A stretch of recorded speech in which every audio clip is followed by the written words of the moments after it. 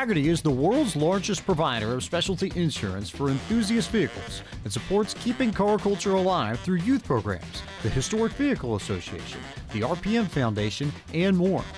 Hagerty is home to key programs such as the Hagerty Drivers Club, Hagerty Drive Share, Hagerty Valuation Tools, the Hagerty Drivers Club magazine, and much, much more. For more information, visit their website at hagerty.com. PCA Sim Racing is proud to have Hagerty Motorsports as its 2021 title sponsor.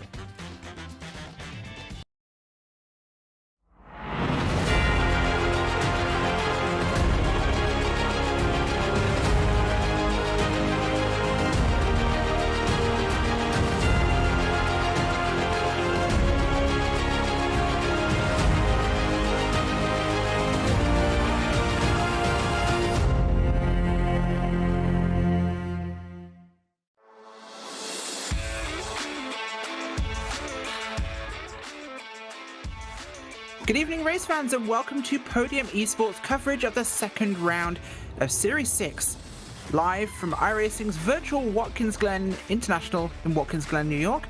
This is an event of PCA Sim Racing presented by Hagerty.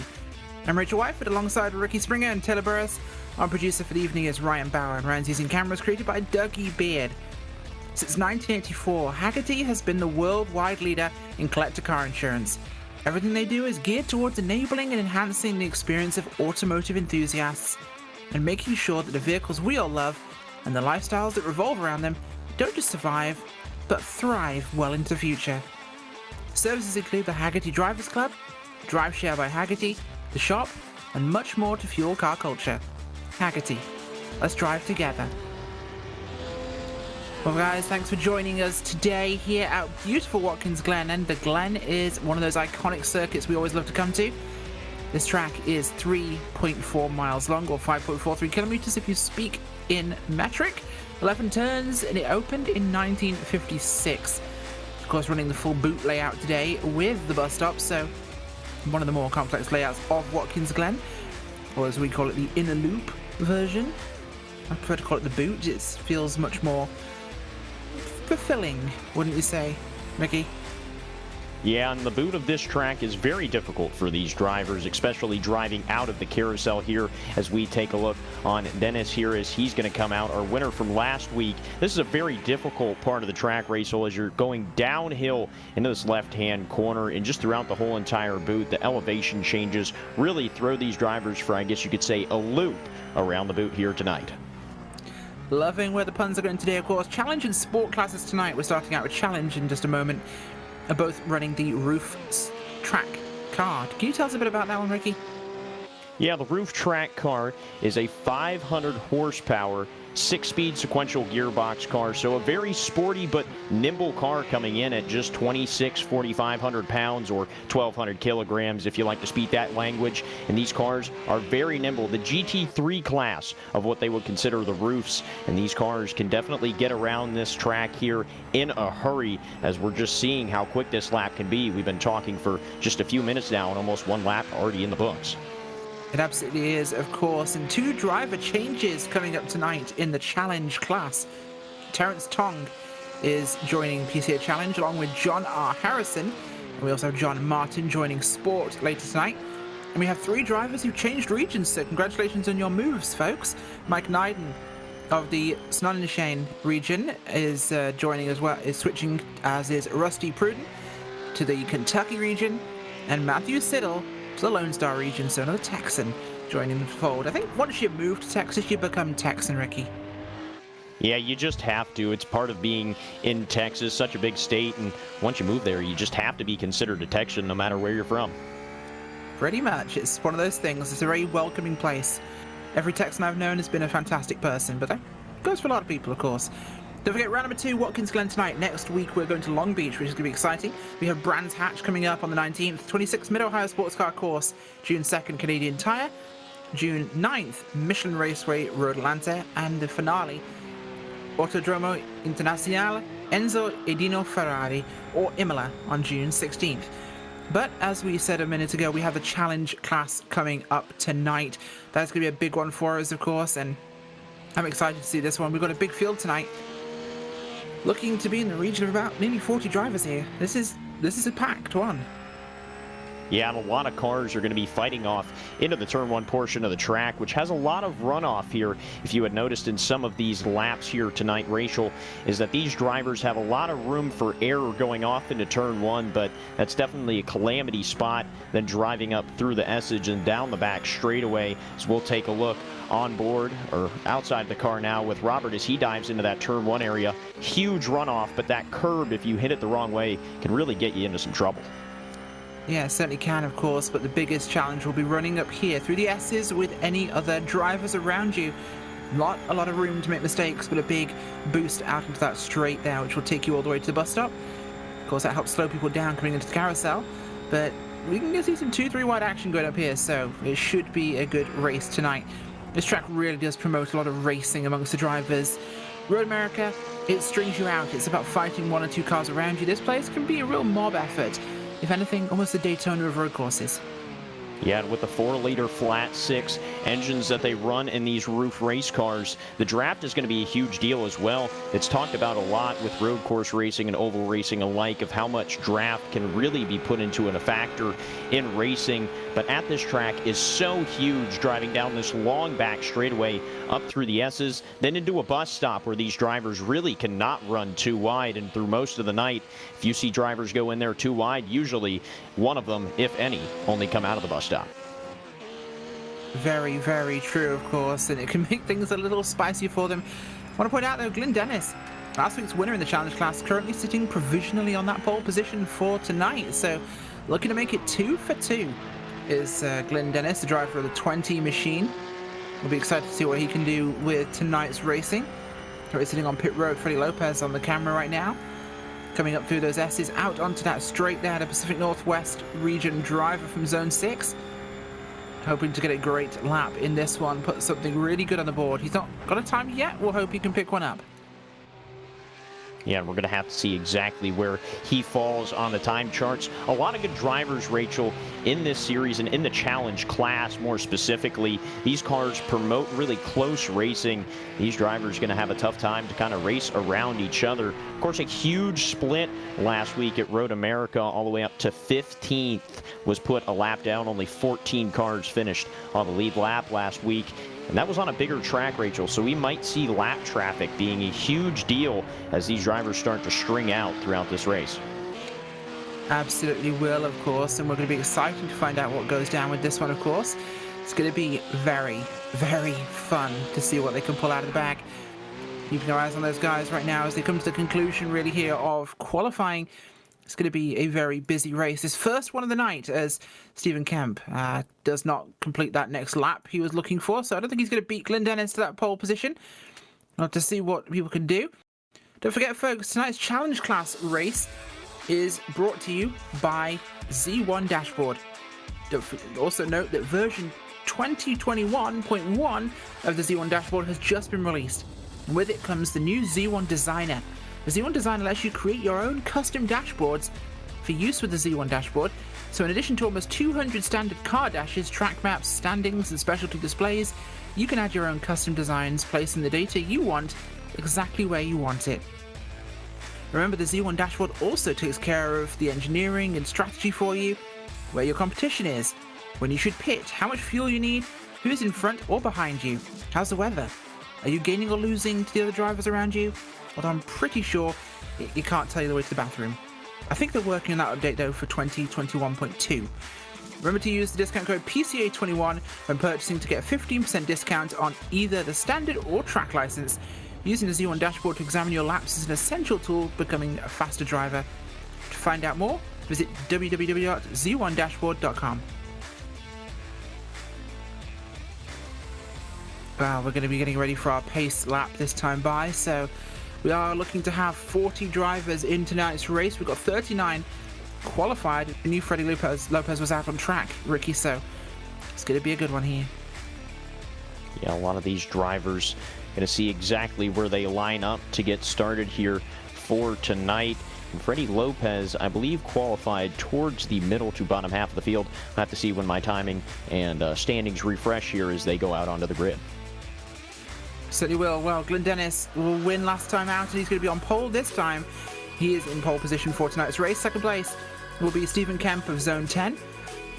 Third place, Volker Krebs from Zone 6. Zone 12's Benjamin Loving will be in fourth, with J.R. Gregory in fifth. Sixth is Zone 3's David Purdy, with Jake Geiger from Zone 6 and 7. Eighth, Zone 10's Andrew Hillman. Zone 4's Avjit Barawa in ninth, and Zone number 1's Kim Frick in 10th. And throughout the rest of the field, you'll see them run down your screen as we get ready for these cars to pull off of the grid here tonight at Watkins Glen.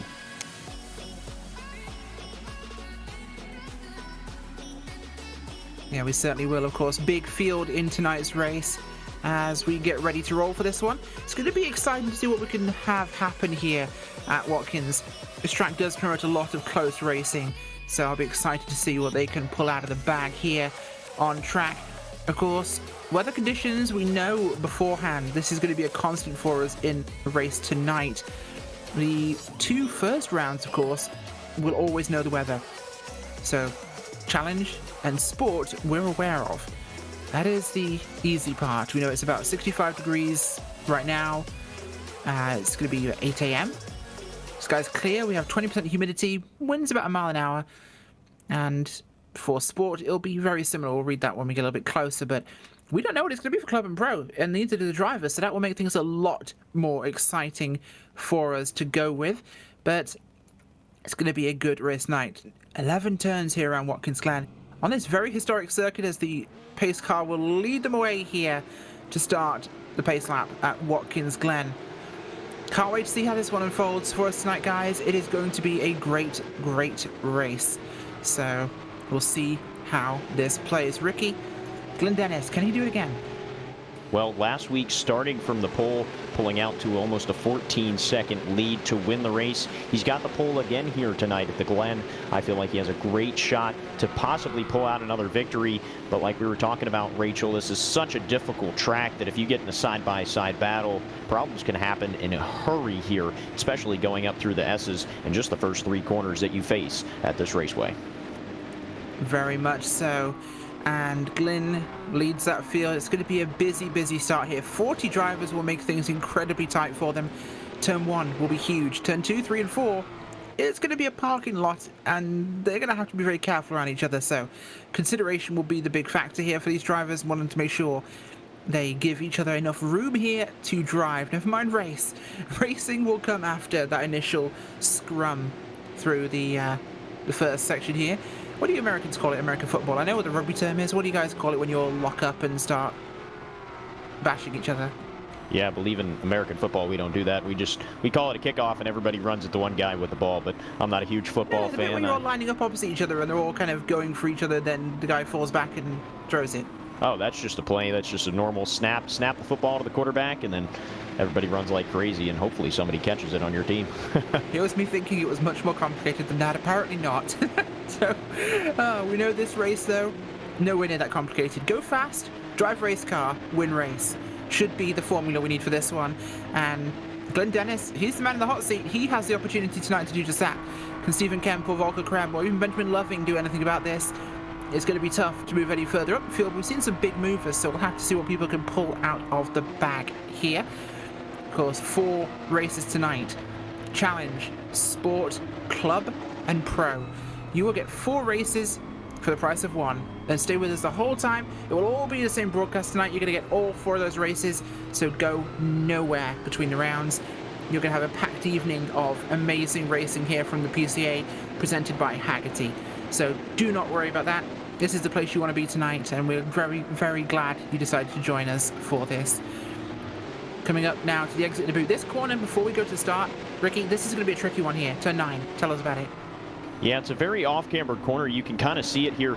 These drivers, it's almost flat and tapers off towards the top side of the racetrack. And then the grass and the guardrail just comes right out, so you get a better view as we work our way down into turn 10, getting ready to take the green flag. But that's going to be a very treacherous corner, especially if you miss your braking point and driving in a little too deep there tonight, Rachel.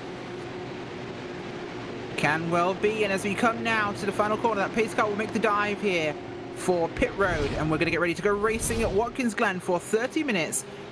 Flag in hand, here we go. Green flag will wave.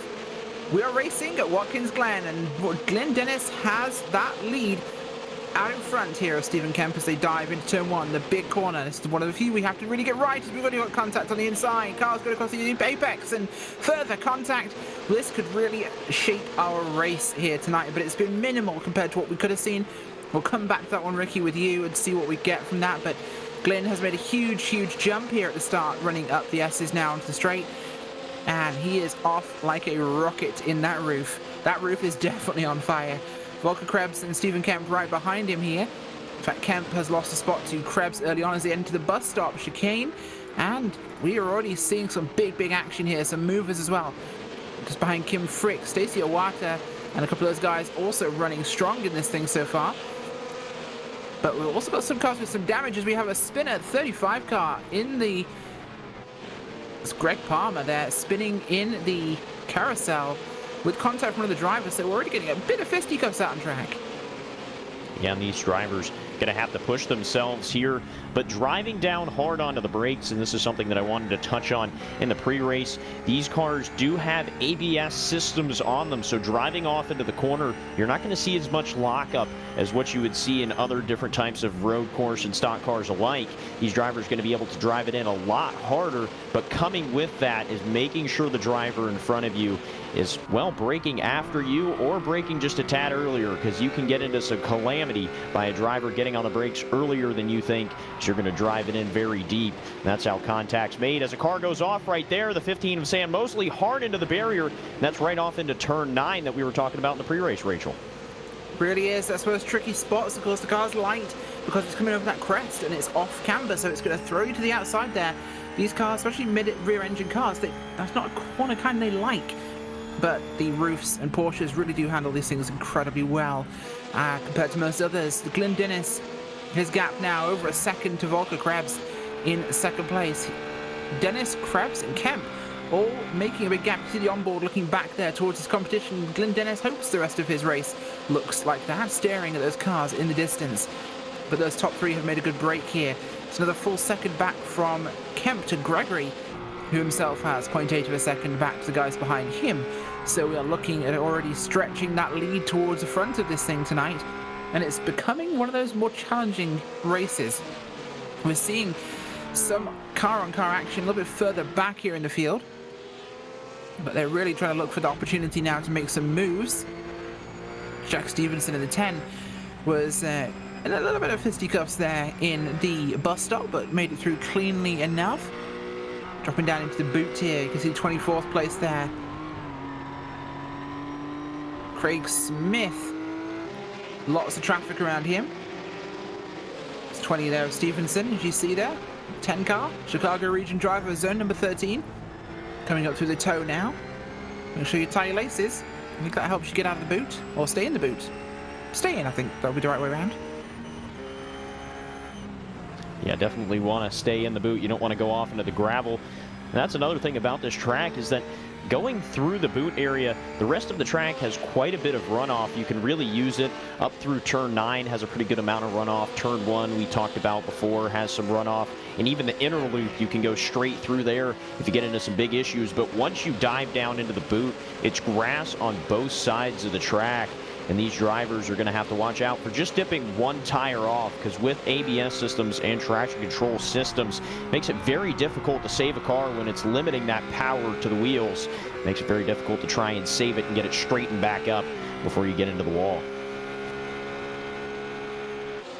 Roger that. And news here, actually, Anker Bergerson has been black flagged, orange zone violation plus incident. So he's having to serve out a penalty on pit road. That will change his race considerably. He was running, of course, he qualified in 12th, running very strong. He's been in one of those competitive drivers, and this really puts him back. Yeah, last week at Road America, finishing in the 8th spot. So a fairly good finish, and that's really going to hurt his race all the way down, as you can see on your board right now, to 31st, dead last on the field. So unfortunate break for that driver out of the Northeast region of Zone 1. So we'll have to see if possibly he can come back from that. But going to be very tough here with just 25 minutes remaining. Certainly will. As one of our newer drivers to the Challenge Series, Terrence Tong, he is moving 18th to 10th place so far. You can see him there. P10 in the 388 machine.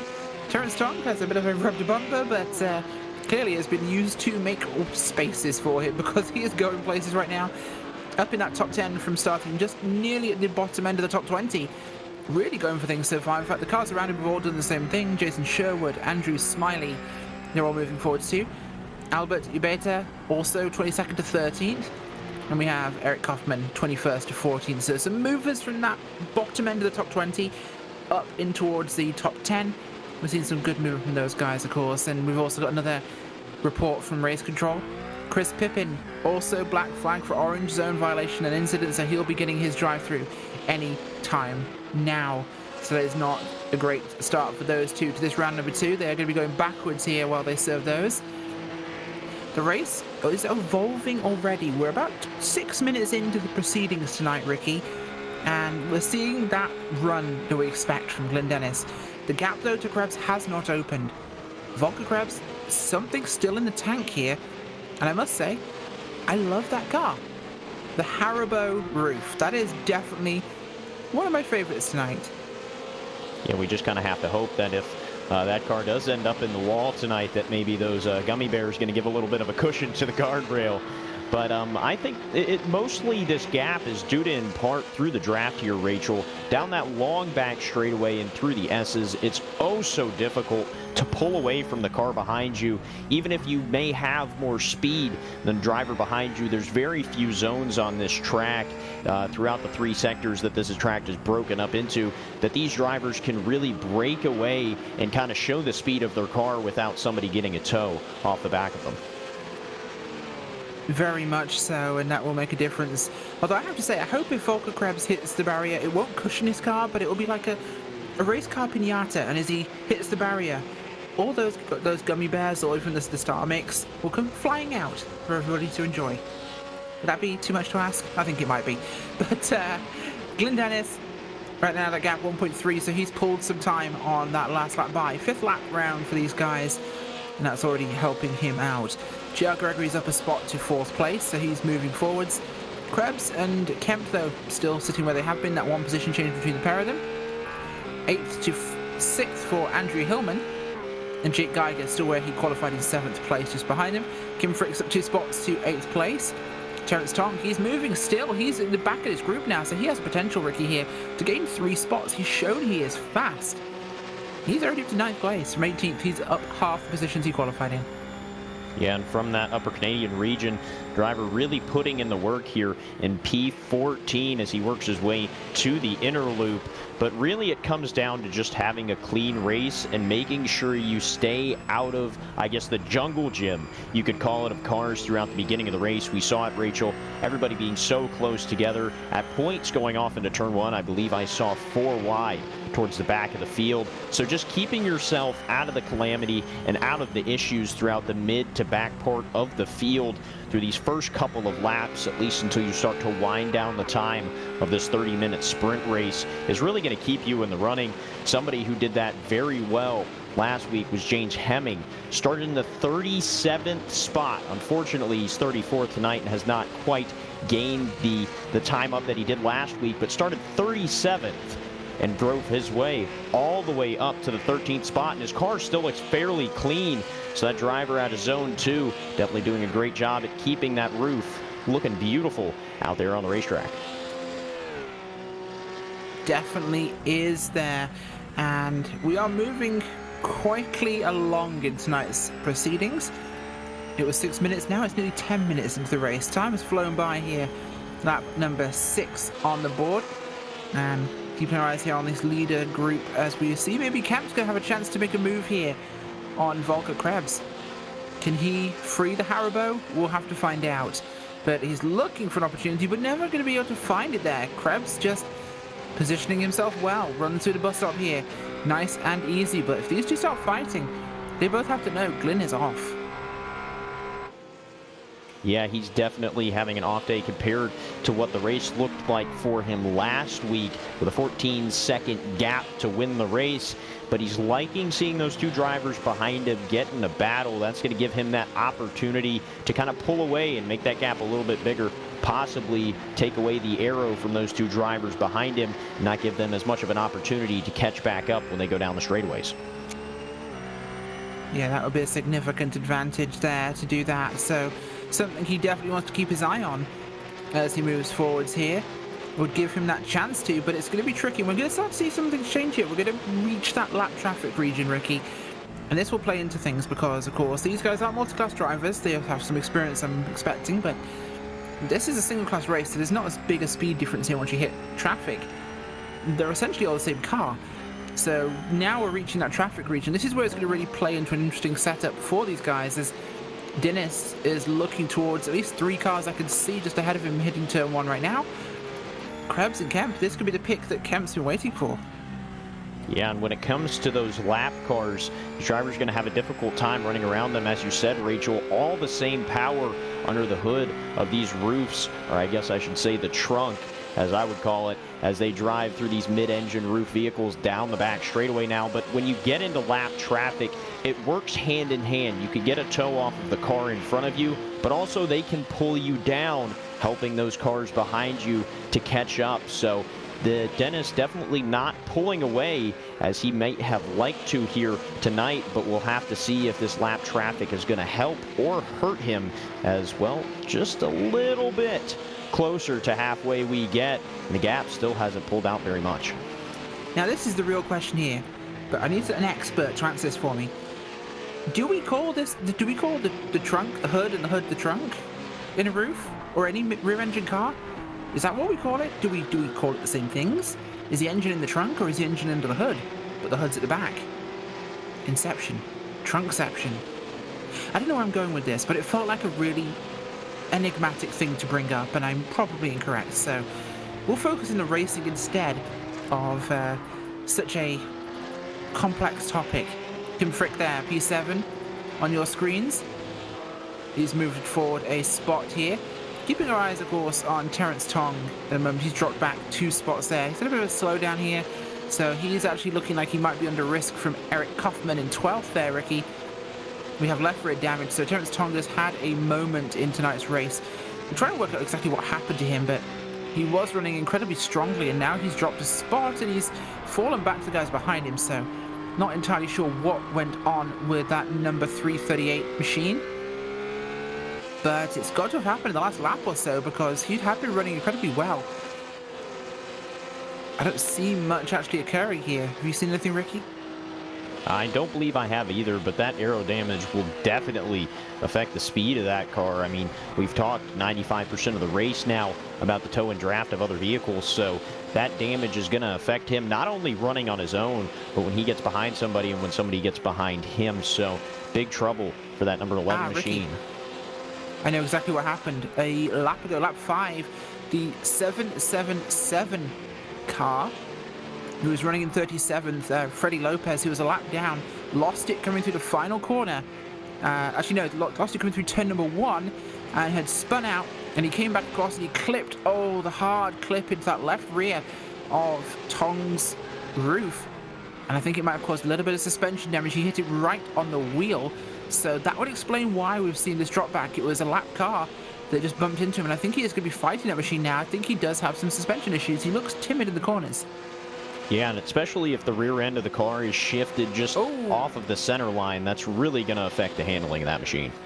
Yeah, certainly is. Another car just dump it behind him. In fact, that was going into the boot. That was the 36 car. John R. Harrison, who was going to pass him, but this is one of those things that will happen in motor racing, of course.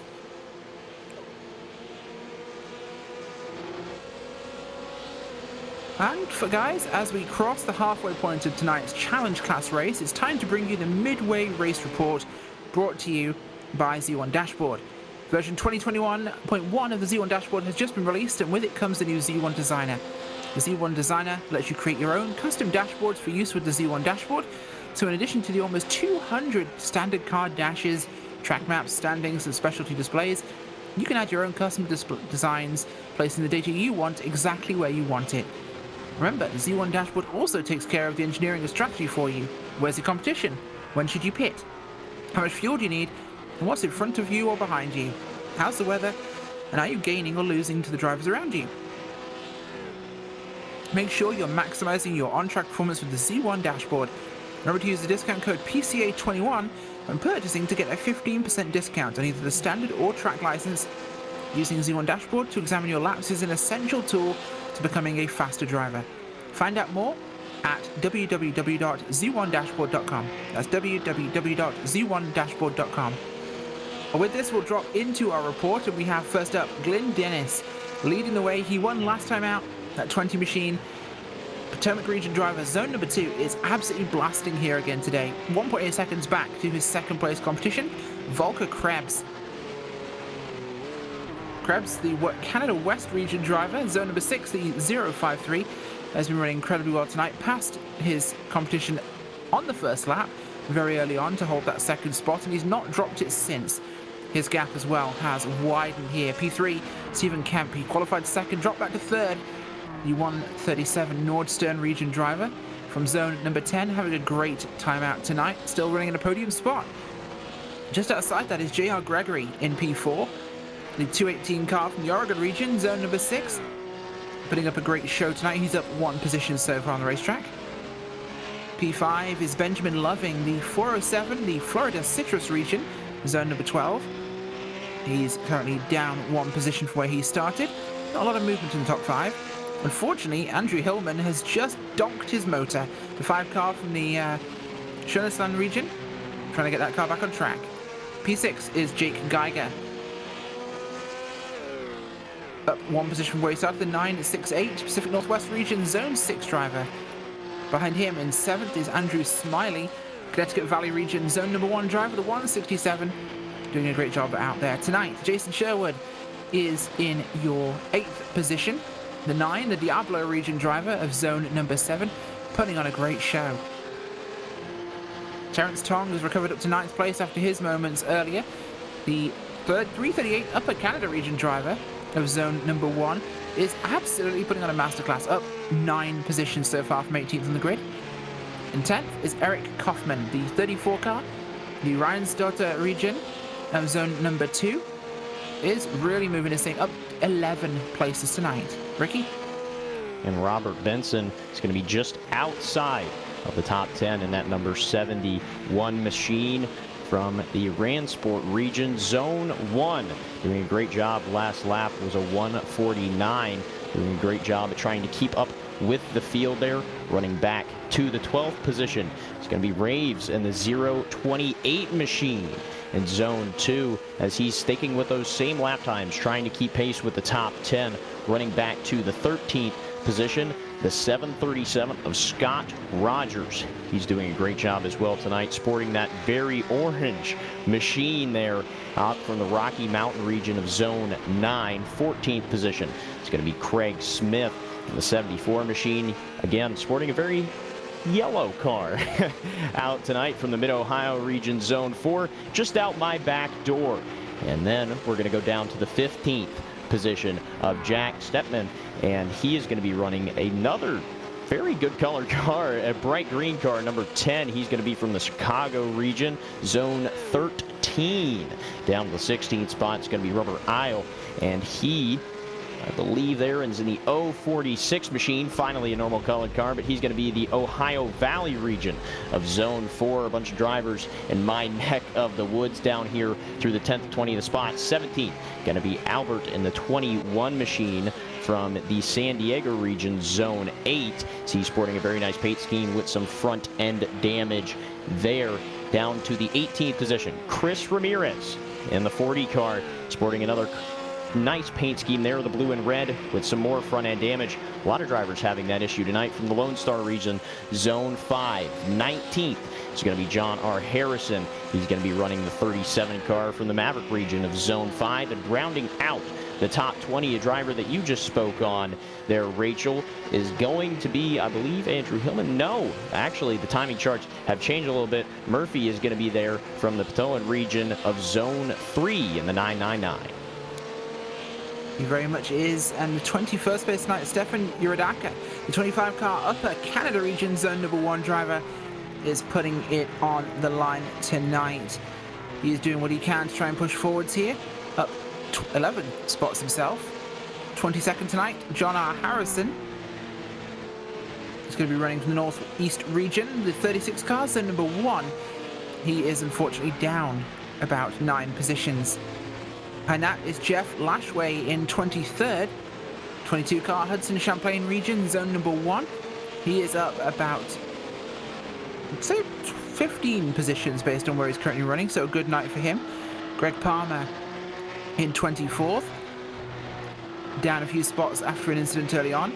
Avjit Barua, who we're looking at instead, is in that position. Sorry, the 79 car Mid-Ohio region, zone number 4. There's some swapping around of positions here for these guys on the racetrack. And it's Greg Palmer there, the 35 car Milwaukee region, zone number 13, running in the 25th spot. Behind them, it is Chris Pippin, the 32 Kansas City region driver, zone number 10. He is last car in the lead lap, also having a struggle today after some incidents early on. Behind them, laps down now, is Kim Frick, He's had incidents today. The 66 Niagara region driver of zone number 1, doing what he can to hang on here. And fighting back from the drive-through early on. Actually, we've got John Kearney, not the same person. 6 car of Metropolitan New York region, zone number 1. 29th to 9th is Tim Pruitt, the 329 Peach State region driver of zone number 3. Putting it to work today, unfortunately, again, incidents marring his race. Behind that, it's 30th position, James Hemming, the Chesapeake region zone number 2 driver in the 986. Also has not had the strongest of days, but in fact, is running at least where he qualified. So 31st for him, or 30th, I should say. Yeah, and Eckerberger Son is going to be in the 31st position. Ran 8th last week, was doing well. Ended up having a penalty here from the Northeast region of Zone 1 in the 248. Andrew Hillman, driver that you spoke on, Rachel, earlier, that ended up putting it face first into the wall coming out of the final corner. He's going to be from Zone 10, and that number 5 car running P32.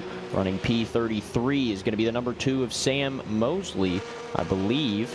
And timing has not quite updated some cars on pit road, but from the Peach State region of Zone 3 there, as I'll just reset my timing here to make sure we are all good.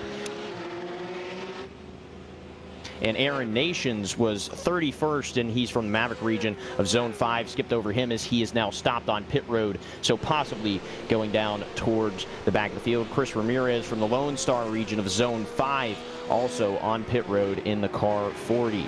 P34 is going to be Daniel Douglas from the Hill Country region of Zone 5. Is going to try and run his way up past the cars who have driven their way down onto pit road. And a huge crash right behind him there, as now we're going to take a look at John Bradley from the Ohio Valley region out of Zone 4, and he is the last car on track here today, Rachel. Busy racing, but here's Terrence Tong in P11. Of course, this concludes tonight's Challenge Class Midway Race report, brought to you by Z1 Dashboard. And yes, we are looking at Terrence Tong here, who is still fighting really hard here on the racetrack. He's down to 11th again, unfortunately for him, but still putting up a fantastic showing tonight. I think he's been one of our really telling drivers new to the series. Yeah, and coming in, especially being a new driver here tonight, doing an absolutely fantastic job with the damage that he has. Really see what the hands are doing as he drives his way up through turn 9 there, and the steering wheel does look a little off center, so possibly that rear end got shifted over. That'll make the handling of that car a little off, but still maintaining position, and now on the back of Scott Rogers from Rocky Mountain region. Doing what he can in the race to keep this one going. We've got 5 minutes remaining in today's race. It's been a busy Challenge Class event for us, hasn't it, Ricky? It's been incredibly action-packed on track. Seen a lot of action here. But Glenn Dennis, man, this guy keeps doing his thing. He is impressive, and I'm seeing some change, which I actually noticed up at the front. Where have they gone? Huh. I think we had a moment between second and third because they have disappeared from the racetrack. I don't know where they are. I believe so. There might have been an issue with contact we'll have there. To look back, but we will need to find out what happened between these guys. But Stephen Kemp and the driver with him has vanished. I'm trying to remember exactly who that was now. I've had one of those brain moments of Volker Kemp's. Yeah, so we believe they've had contact. Yeah, Kemp took the quick repair. Krebs did not. Krebs is running down in 22nd right now, so I'm going to try and establish exactly what took place, because this must have happened during our midway race break that we missed what happened here. But this was second and third, who have been dropped down now, and second place is now 14 seconds back of Glenn Dennis, so he is very much in the clear. But big drama here in terms of changing this race. Yeah, most drivers have been racing each other fairly hard throughout the entirety of the first portion of this race. And as we went into the midway race break, Rachel, that's probably when the calamity ensued for those two drivers. But as you can see, Terrence Tong now up to the 10th spot. It was actually on lap 11, and we already had an incident just ahead of them where Volker Krebs had been spun out by a car that was sideways, the 16 machine of Stacey Owata, who was 3 laps down. He was sideways in the toe of the boot, and Krebs had hit him and gone off the track.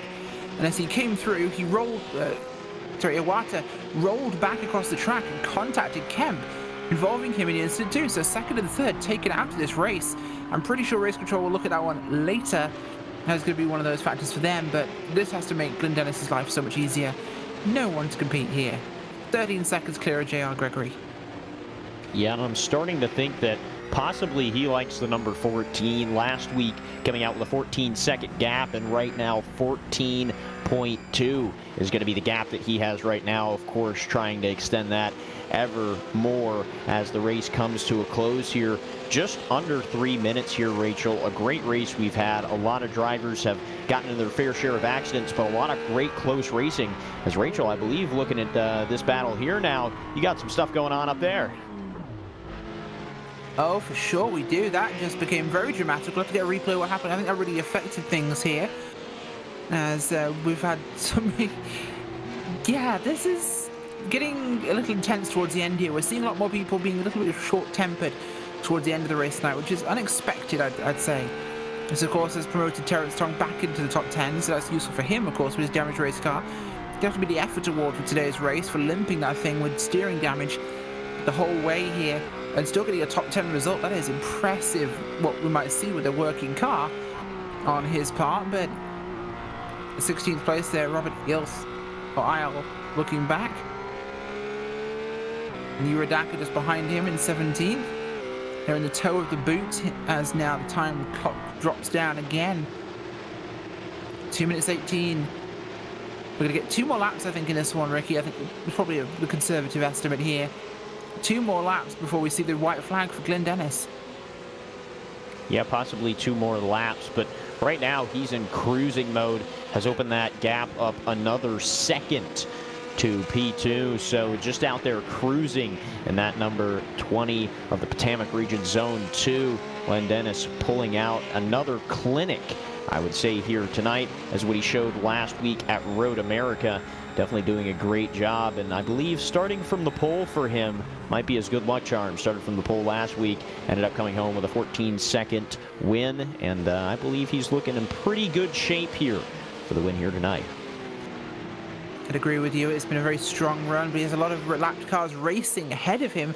So let's keep an eye here on Glenn Dennis, our leader, because he's going to probably, if he's smart, back it off a bit here. But he has a pack of 4 cars ahead of him he's got to try and race past. And they look like they're at it pretty much.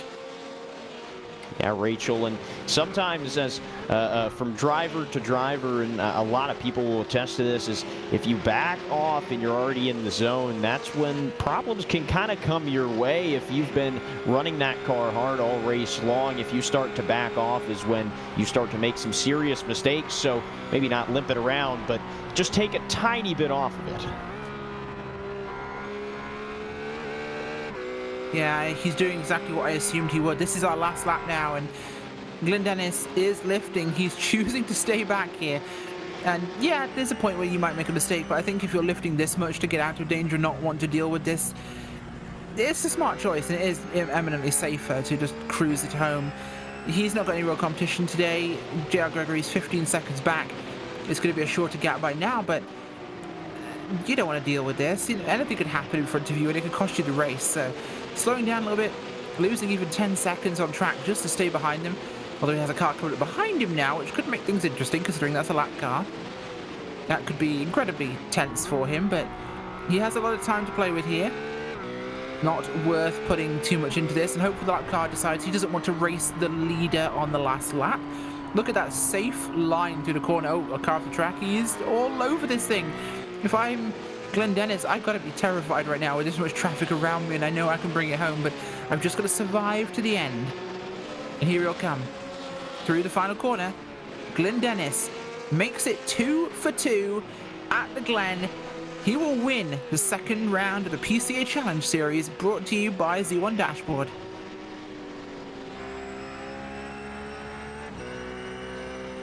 Great run by Glenn Dennis there. JR Gregory will come across the line in second place as well. Benjamin Loving and Jake Geiger coming home to bring this thing in. Looking back at 11th, and it's Jack Stevenson and Stephen Kemp there. Kemp, of course, got that repair, but he's still fighting here. He could possibly catch 11th, but his car doesn't look that clean, unfortunately, so... And we've got Benson and Sherwood just behind them too. They're closing in, so this is still an action point for us on the racetrack. Bringing it through here. Will he have enough time? I don't think they're close enough, Ricky. Yeah, these drivers are going to have to get a little bit closer there. And Kemp actually earlier did not end up taking that quick repair. He stayed out, so that damage is from what had happened earlier on the track.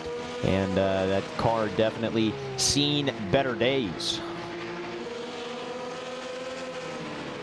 Stevenson off the track there, so that will change things a little bit for him, of course. That gives Kemp one spot back. It's not second, but it's 11th, and it will at least be something for him there as Benson comes across the line behind him and Sherwood to follow. Those rest of those drivers now coming in one by one. There's no battles really to see on the racetrack amongst those guys. In fact, Ajit Burrow just spun it out of the toe. Lashway, and I think he's limping it. That's very much limping there. Lashway is a bit bonked. The rest of them bringing it home now, so that will be our last runners in tonight's race. We're going to go to your post-race results. With a win, Glenn Dennis comes home. The Zone 2 driver at the 20 with the win tonight. Second place will be JR Gregory of Zone 6, and Zone 12's Benjamin Loving in third. Behind them, it's Jake Geiger, Andrew Smiley, Eric Kaufman, Jose Rivas, Craig Smith, Scott Rogers, Terrence Tong in 10th place, with 11th place being Stephen Kemp, Robert Benson in 12th, 13th is Jason Sherwood, 14th Jack Stevenson, Albert Ubeta in 15th. Rest of those results up on your screens, folks. Do not go anywhere. We are going to be right back to you with the sport round, and you get the distinct pleasure of being finally joined by the one, the only Taylor Burris. So stay with us.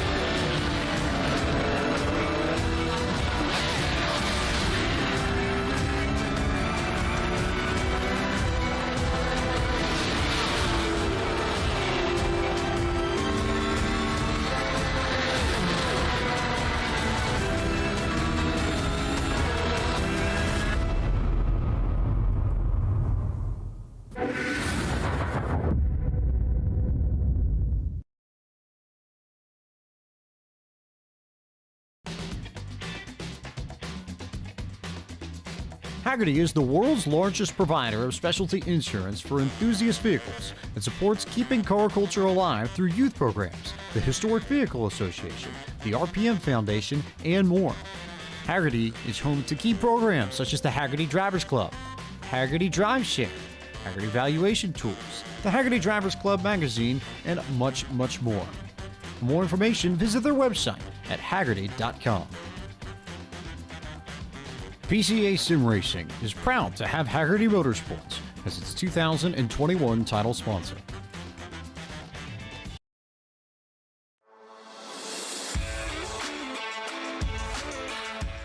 Welcome back, folks. We're here with round number 2 tonight. PCA Sim Racing Sport Class, sponsored by Pirelli. Pirelli was founded in Milan in 1872 and is a global brand known for its cutting-edge technology, high-end production excellence, and passion for innovation that draws heavily on its Italian roots. Pirelli is among the world's major tyre producers and is the OEM supplier to Porsche.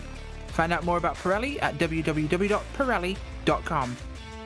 Well, guys, like we said, we are back here. It's Rachel Whiteford, Taylor Burris, and we got Ricky here with us too. We're going to go straight to your grid now, and we're going to go through this real quick here because we have a lot of cars on track. First place, Will Waldron of zone number 1.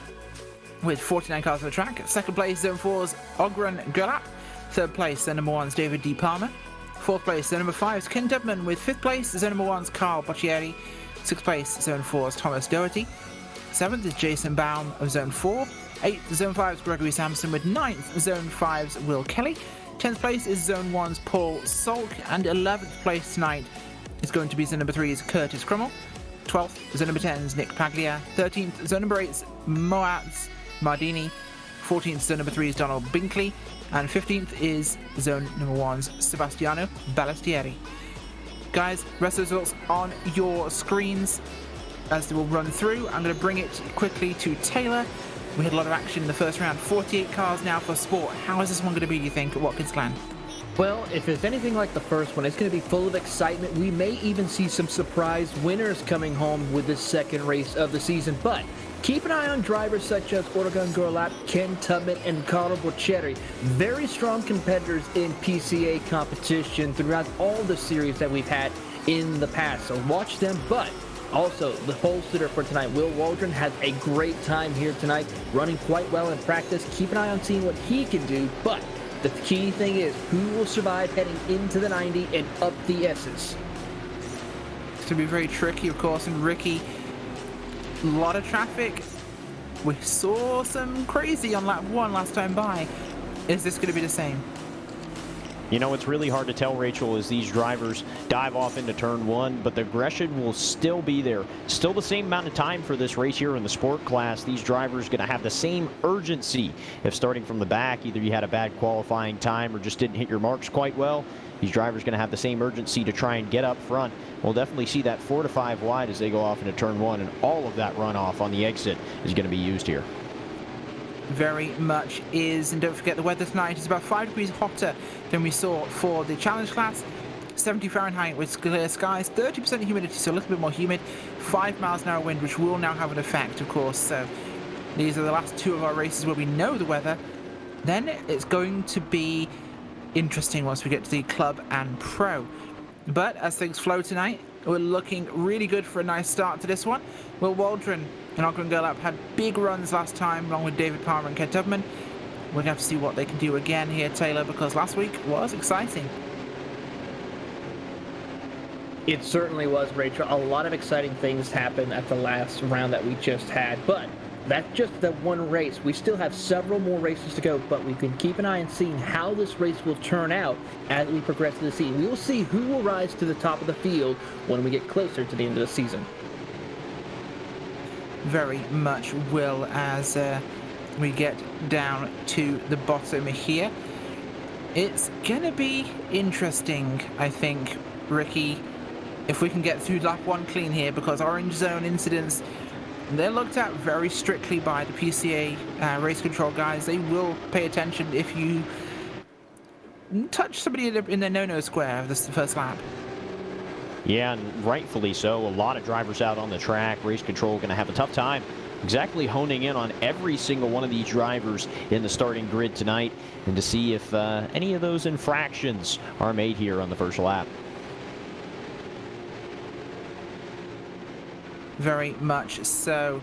Right, here we go. Coming through the final corner. Pace car will dive off here, giving the field command of Will Waldron. As we get ready for the sport class brought to you by Pirelli. Green flag waves.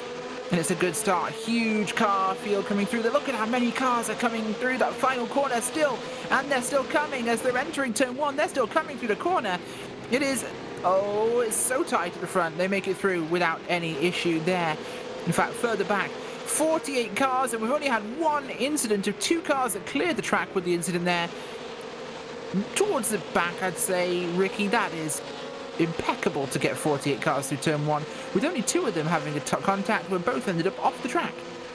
Yeah, these are the type of races that you love to watch. You could sit in one spot and watch the field go by you non-stop, but a really good job by all these drivers in the sport class to make it through turn one with little to no contact there. And you can already see the front runners starting to put a slight gap on the rest of the field. That's what's going to come down to, is these drivers trying to separate themselves from the field and the masses to try and get some good clean air out front, try and break the draft from the drivers behind them that are all in the, what I would say, the rat's nest at this point, for probably about 15th on back. Very much so, and it is not a rat's nest, it is a rat's disco.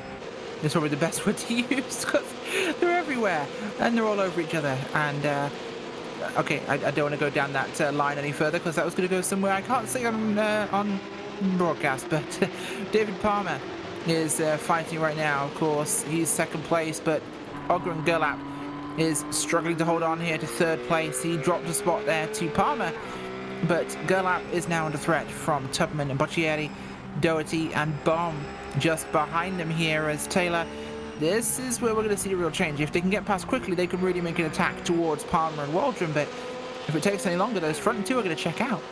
Yeah, right now the top 2 has checked out by about 3 seconds over Oregon Gerlap, Carl Boccieri, and Kenton Tubman. You see Boccieri take a peek to the inside through the 90. Gerlap goes a little bit wide, actually cuts through the grass as he's exiting off of turn number 1 as he climbs up the S's. You see Kenton Tubman watching and waiting for the right time to make the pass around Carlo Boccieri. He will try to utilize the slipstream down this long back straightaway before they head into the interloop, seeing where this could be the best opportunity to make a pass. Here he looks to the inside. Will he try to outbrake? No, decides to play it smart and works through the interloop to survive another lap.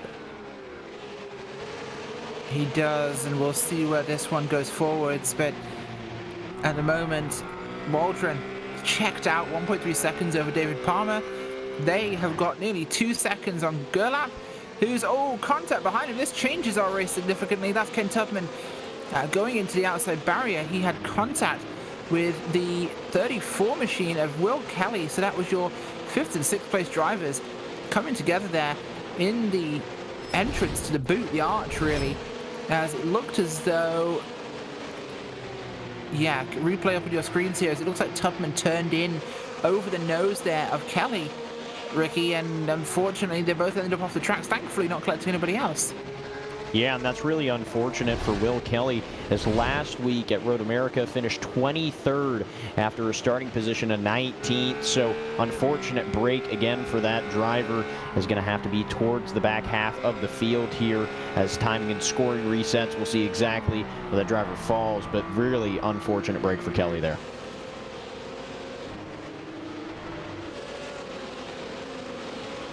That is unfortunately the case here, as we'll see the field progress through, as our time is really progressing fast here tonight. We've got a very busy field and a lot of traffic is going to be playing through here.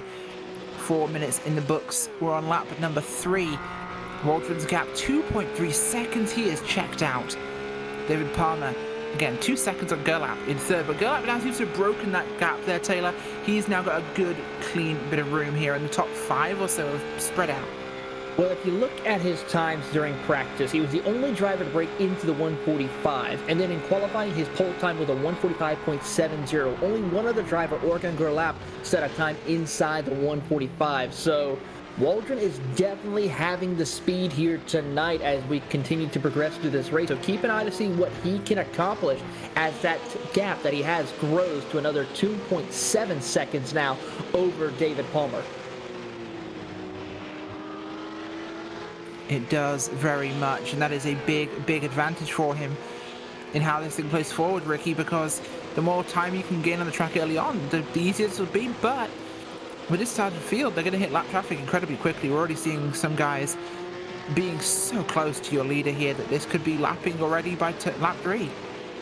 Yeah, and again, from last week when we were talking about the challenge class before that race got underway, we were talking about the amount of drivers that went a lap down at just over a 4-mile track last week. We take a look at the cars that went a lap down last week. In the sport class, 19 cars were on the lead lap. So a lot of cars did go a lap down on a much bigger track. So I believe that that's going to be the talk of the town throughout the race here tonight, is lap traffic being a huge factor in these drivers having to race around one another, not exactly for position, but for track, I guess, where you want to be on the track entering a corner, whether if that lap car is going to give it to you, or whether you're going to have to forcefully take it, getting deeper onto the brakes to try and make those passes.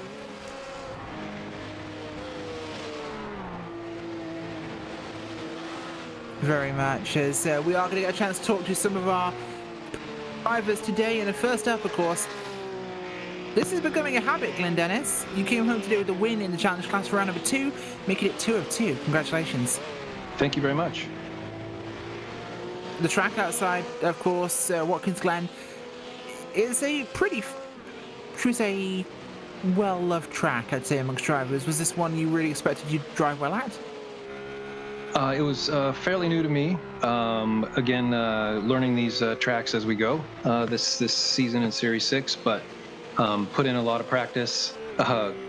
Quick story, my wife and my boys were up visiting their grandma and grandpa for the weekend in the last few days, so I got to go deep in doing some practices and participating in practice races and sessions held by the drivers' education events with Porsche groups and the different zone groups. So I really do like this track. It's super technical, and it's actually exhausting to, put a clean race in end to end.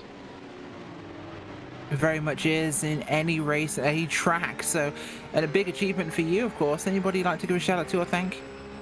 Yeah, I especially want to thank the PCA Sim Racing, of course, and all of the different zone groups that hosted the practice races and sessions. I think it was a tough week for all of us. We had a lot of work, a lot of learning, and a lot of mayhem. And towards the last couple of days, we started getting clean starts and clean races. I think everybody, especially myself, got a lot better and learned a heck of a lot this week. That is very, very true. Well, thank you for joining us, Glenn Dennis. Congratulations on a second win here in Season 6. Thanks, guys, and thank you too. Thanks for doing what you do. It makes it a lot more fun for all of us. We totally appreciate that. Thank you very much, Glenn Dennis, coming home with the win in challenge class. And next up, Ricky Springer standing by with J.R. Gregory. And J.R. Gregory bringing it home in the second position. Watkins Glen, J.R., a very technical course. All 11 corners very different. How did you go about attacking the racetrack tonight and really putting yourself in a good spot to bring home a second place finish? Man, that is a pretty good question. It was sort of similar to how last week unfolded for me. I qualified a little bit off the pace. As you guys saw, I was off the pace of the front group, and after a couple laps, it sort of turned into a track day for me with nobody around me. So at that point, you just have to keep your concentration up and drive the race and hope something comes to you. And I got quite lucky. Came around the heel of the boot, and there was a yellow flag and a cloud of smoke, and it was Kemp and Volker. I managed to get through them and drive out of it, and sort of fell into second. Way off the pace, but sometimes it's better to be lucky than good, apparently. Yeah, definitely to keep a car clean. And you have a kind of a string going here. 2 podium finishes. You brought home third at Road America and second place here at Watkins Glen. So keeping that momentum, bring it into the next race. And how do you feel about Long Beach being the next track here and, your odds there? We were just talking about this in the waiting room while we were waiting to come on and talk to you guys. And I think Long Beach is going to be a challenge with this group. There's a lot of people who are sort of cutting their teeth in iRacing. It is an extremely difficult track. I did some laps on it today. And man, that hairpin leading onto the front straight is going to be a yard sale come race day. I'm a little worried about how many cars are going to be left when it's finished. Yeah, definitely a technical course that you have there. But JR, again, another podium finish. Anybody you'd like to thank tonight? Yeah, well, I definitely would like to thank you guys for calling the race. It's super fun to go back and listen to the replay. I got friends and family who watch the event live on YouTube. So thanks for your work. It's fantastic. And of course, thanks Porsche Club for putting this event together.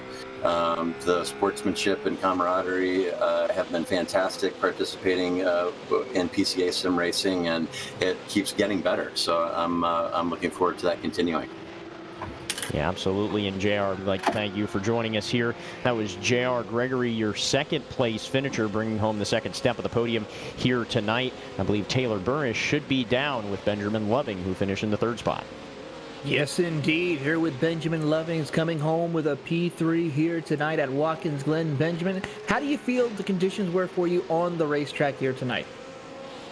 Not bad at all. We seemed to get out in the lead a little bit. Some back markers knocked out some cars in the front, and then we just kind of cruised the whole way, it seems, the three of us.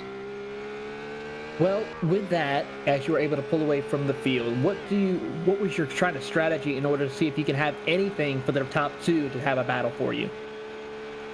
It was really just trying to keep the car on the track. I did a couple of these prelude races leading up to this, and I would spin out. I'd get up there fast. This was more about just doing the marathon and keeping the car on the track. Well, before we let you go and celebrate your victory or your podium finish here today, Benjamin, anyone you'd like to say thank you to? Definitely my wife. Hopefully this new habit of mine doesn't create a, a burden for her. So thanks to her. Of course, got to thank the wife on that. So, well, Benjamin, congratulations on your podium finish here today at Watkins Glen, and we look forward to seeing you at Long Beach next week. It's good. See you guys then. Thank you. That is Benjamin Loving coming home P3 tonight at Watkins Glen in the challenge class. Rachel? That is very true. And well, folks, it is going to be time to start our mid-race break early tonight because of the amount of cars we have in the field.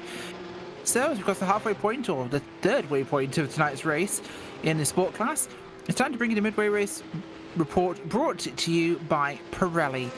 Pirelli was founded in Milan in 1872 and is a global brand known for its cutting-edge technology, high-end production excellence, and passion for innovation that draws heavily on its Italian roots.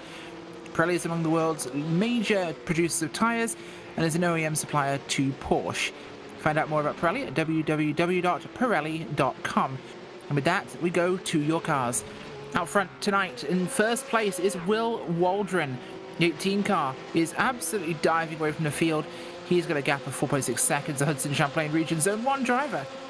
Second place tonight is going to be David D. Palmer, the 72 Upper Canada Region driver, Zone number 1.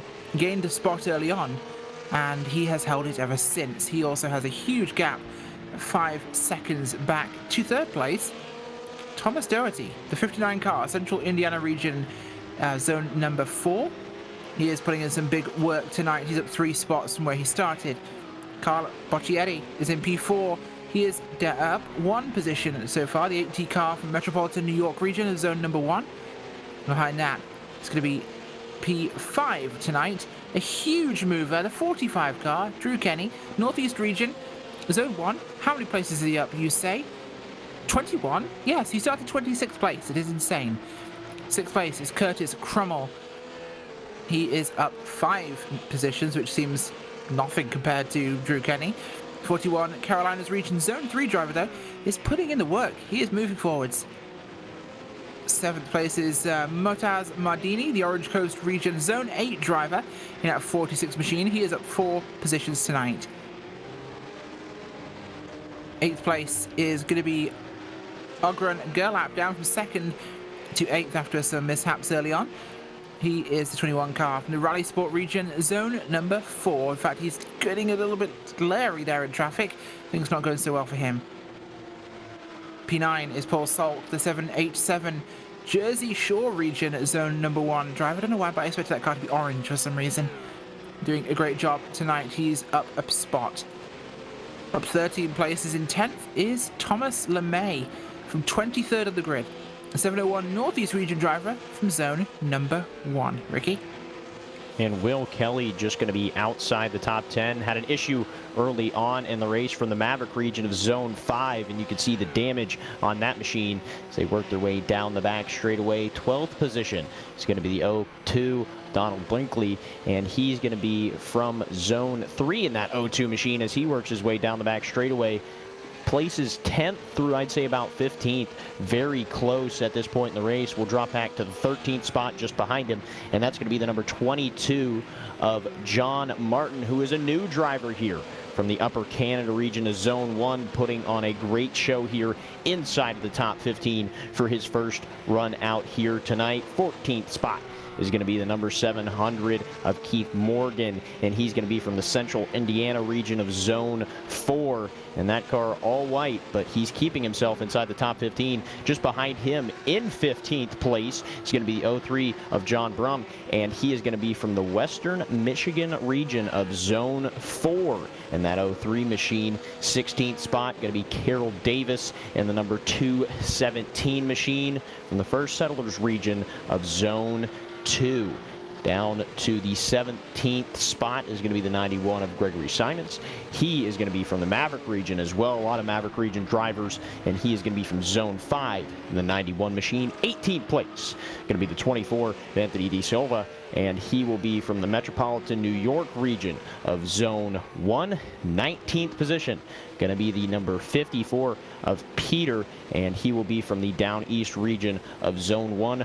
Rounding out the top 20, I apologize, there is going to be the 605 of Dean Chapman from the Northern West New Jersey region, and he is going to be from Zone 1 as Taylor are going to take it away down through 21st. Yeah, Daniel Florian actually moved up to the 19th position after was in the 21st, but after that incident from the Carolinas region, having a quiet night after starting in the 19th or 18th position, moved back to 20th. You find Bob Moore from the Northeast region, car 772, has a little bit of damage to that roof, but is still going to continue on here after he started in the 14th position. In 21st, Donald Binkley from the Music Stock region is having a quiet night. Just was one of those involved in that incident that when they came out of the final corner. John Croak from the Potomac region in that paw-printed roof from there coming through the inner loop, having a quiet night after starting in the 19th position. Next up, Lonray Sarumi from the Chicago regions in 23rd, car number 11. He's trying to work his way up through the field after starting 40th position. So a great drive for him in the current 23rd spot. 24th position is David Snelling from the Northeast region, another driver that's been on the move after starting in 35th as he is working his way through in that striped red and white. As he comes through the boot, right behind him is Ryan McGee from the Nordstern region, Zone 10, car number 20 or car number 944. He currently was in the outside the top 20 or 36th position and has now worked his way up in a couple of positions. 26th position, Robert Walton, car number 5 from the Maverick region, having a little bit of a quiet night after starting 38th, but making great headway as he continues up through the field. 27, Gregory Sampson, not having the best of nights after starting in the 8th spot, has fallen all the way back here to 27th. The Maverick region driver looking to see if he can overcome this situation that he has to deal with tonight. Jason Brodingen is from the Maverick region as well, car number 14, having a little bit of a throwback to Star Wars Day with the Republic symbol on there as he continues on through. As he works his way through the final few corners, he will see if he can try to improve his position. May the force be with him on that. Rusty Pruden from the Kentucky region works his way through in the final corner as he had very snazzy car as with that paint scheme as he works his way. A little bit of damage there as he continues on, but still a quiet night for the car number 96. In the 30th position, the Mardi Gras region's very own Tom Crane in the 30th spot after starting in 42nd. So a great drive for him, gain a couple of spots. Let's see if he can continue to improve. Rachel?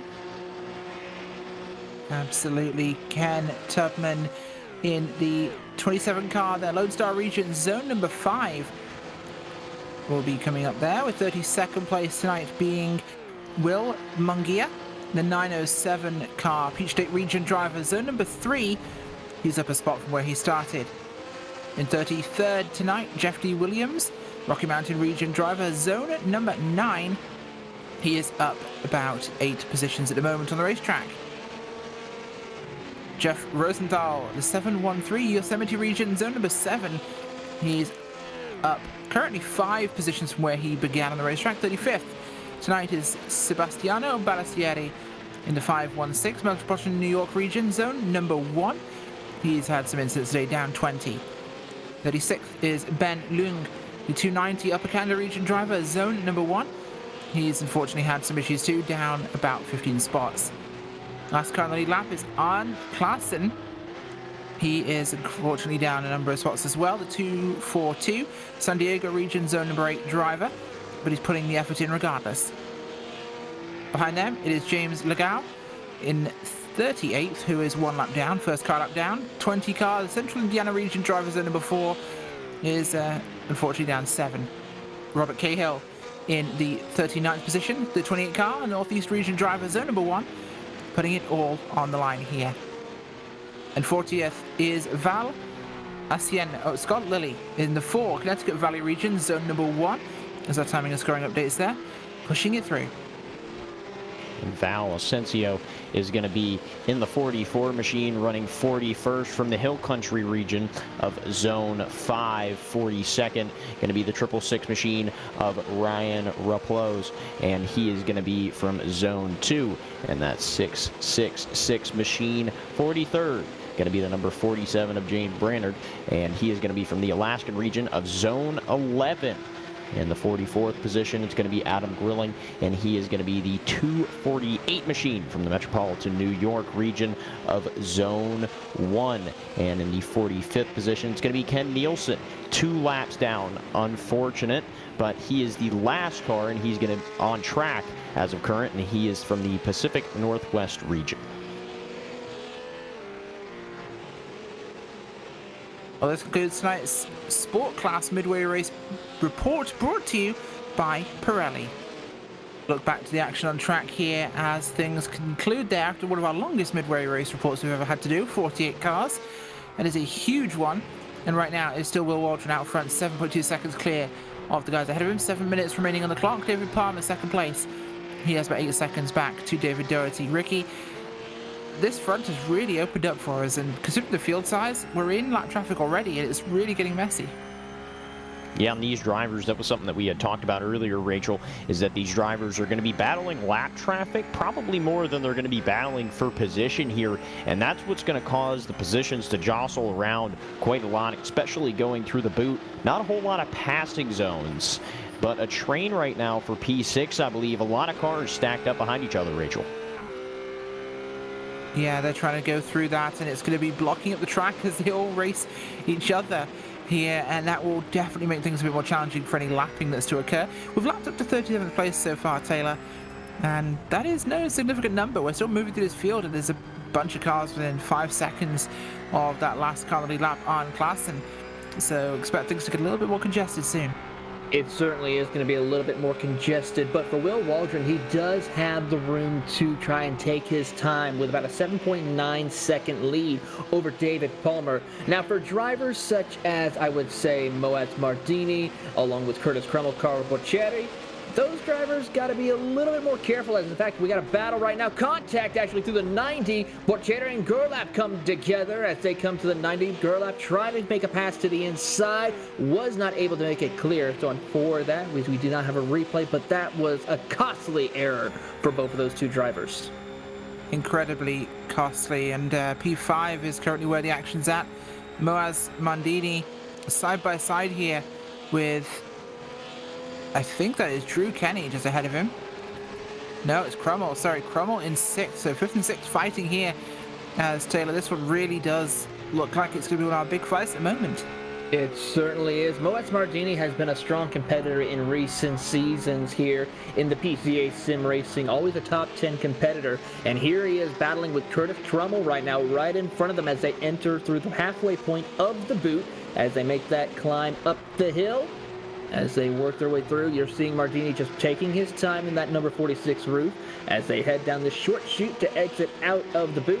And then right behind them, you see the battle for 8th position between Will Kelly and Thomas LeMay, who's also been on a good run these past couple of seasons. He very much has. He's been having a great run in this one as time starts to run down and we're really in a busy one. But that livery on LeMay's car is actually fantastic. I love that thing. That looks incredibly ornate. As we look a little bit closer, it's actually a doodle car. I love that. That is just different. You don't really see anything like that. It looks like it got left in an elementary school parking lot and the kids had their fun.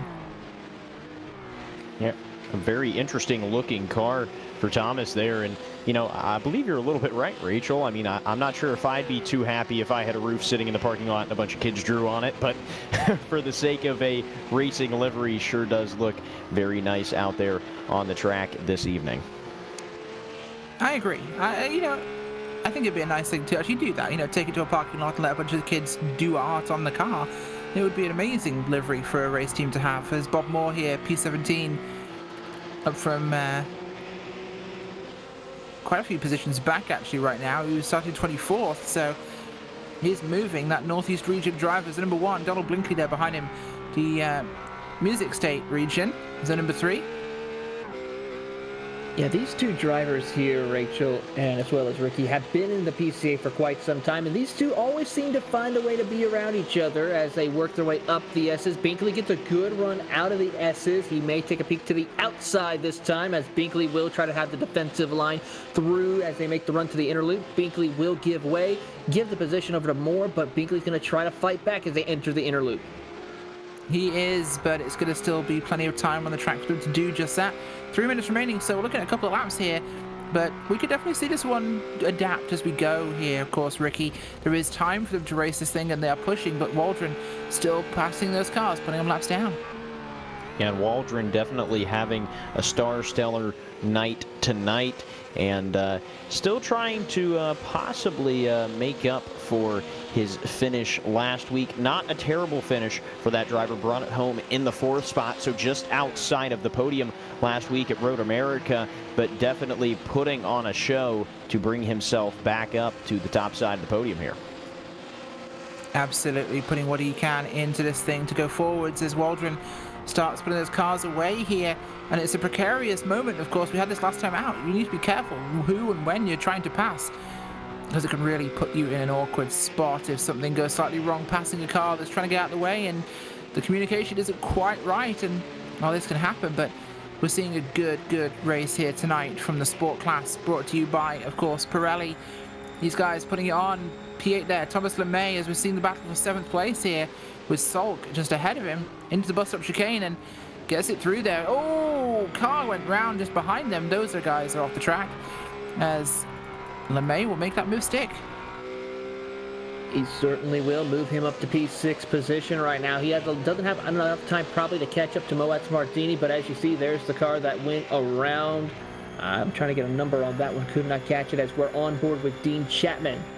As we see these two now do battle out of the S's down the back straightaway, heading towards the inner loop. You're on board with Moore as you see Chapman look to the inside, heading into the inner loop. Chapman holds it, but Moore will maintain position. A great battle between these two. It certainly is, as they're really putting on now the last moments of the race, and they're trying to go for everything they can to see if this will come out a different way. And there's still plenty of time for them to unfold that as these last 2 laps really hit our books. Is it going to be a change of position? Oh, it's a bit too much curb there. We saw him grab, but it's still plenty of time to come back with this. As Salk there, P7, still trying to get back towards Thomas LeMay. Could be time for this.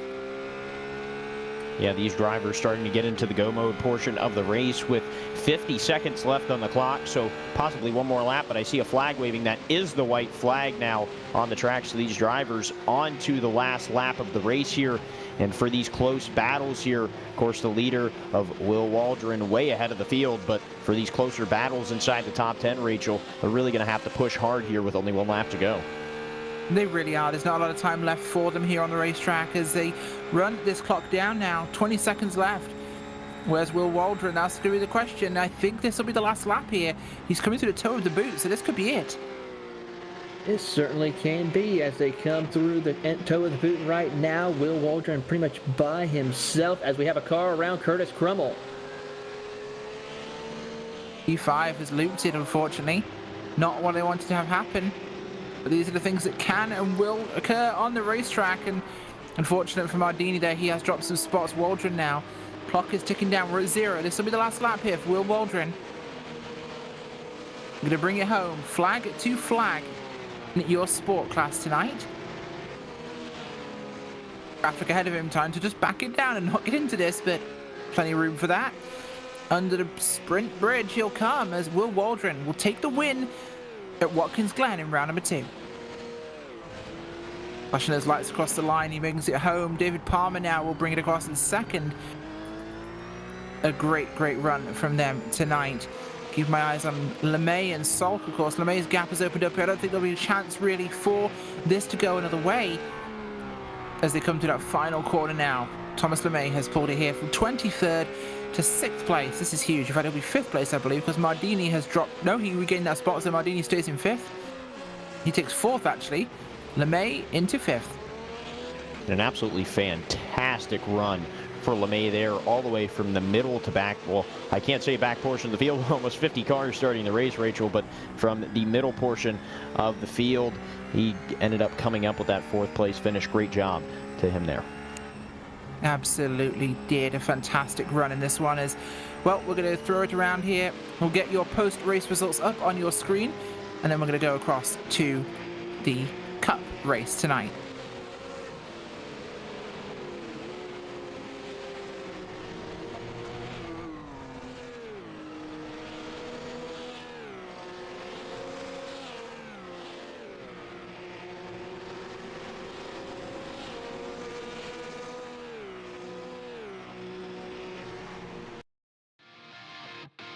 Here's your post-race results here. Watkins Glen for the sport class. Will Waldron comes home with the win with David Palmer in 2nd, Thomas Doherty in 3rd, Mers Mardini in the 4th place. Thomas LeMay 5th, Paul Salk 6th, Jason Baum in 7th, 8th is Keith Morgan, Peter Yerkser in 9th with Daniel Florian in 10th. 11th is Donald Blinkley, Bob Moore in 12th, Will Kelly in 13th, 14th Curtis Crummell, Dean Chapman in 15th. Rest of the results on your screen. Folks, we will be back in just a few moments' time with your club class. Go nowhere.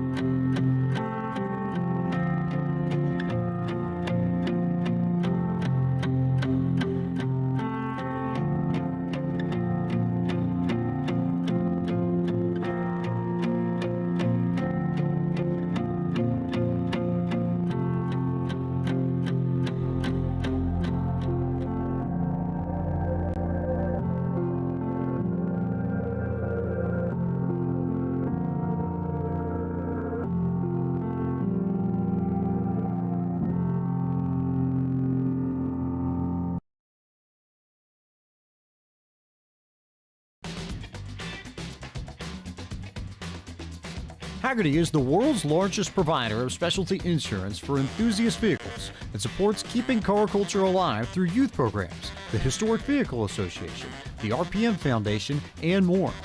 Hagerty is home to key programs such as the Hagerty Drivers Club, Hagerty Drive Share, Hagerty Valuation Tools, the Hagerty Drivers Club magazine, and much, much more.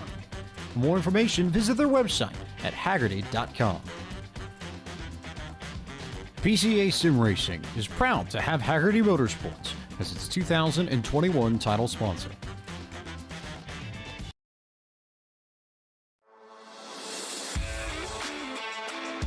Welcome back, folks. The PCA Sim Racing Series here, and we have for you tonight the club class sponsored by Michelin.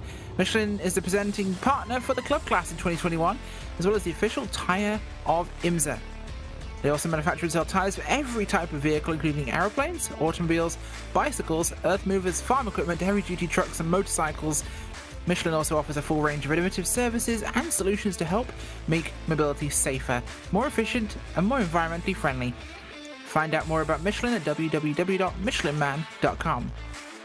As you say myself, I actually run Michelin tyres on my mountain bike, so totally recommend.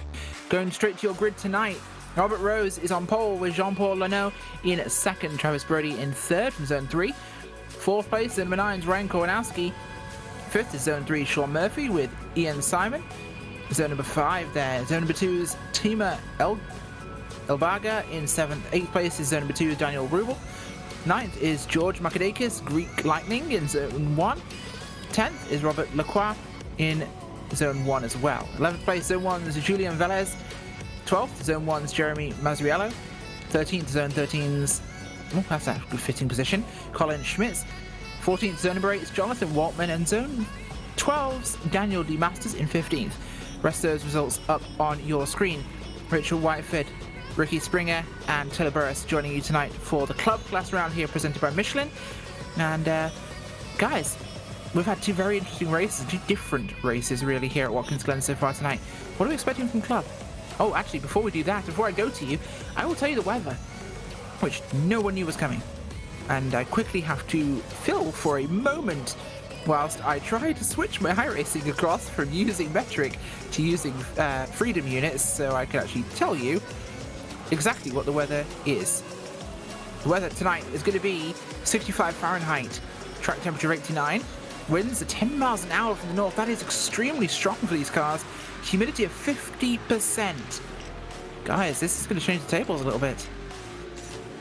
It certainly is, Rachel, and in fact also that we are now in a different car compared to what we've been seeing for the past couple of races. These cars are going to handle a little bit differently compared to the roof track cars that we just saw. These Porsche 911 GT3 Cup cars are going to be a little bit more squirrely at some points during the race. These cars are a lot difficult, and that's what Porsche designed these cars to be.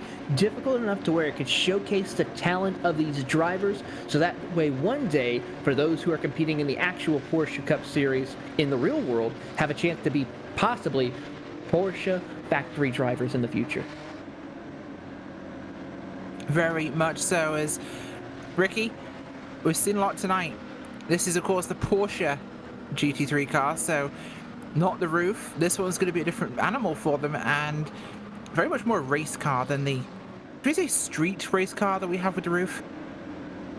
Yeah, more of kind of a street version, but these Porsche GT3 Cup cars are definitely more of a racing car than a street car with a naturally aspirated 244 cubic inch flat six engine putting out about 485 horsepower to the wheels. These cars are a lot different than what we've been seeing with the roof all night long. So these next two classes going to be running this Porsche 911 Cup car, and we'll see exactly how much different it'll be going off into turn one if these drivers can quite handle the car that's up under them. It's going to be a little different for these drivers, and maybe the outcome coming out of turn one will be different as well.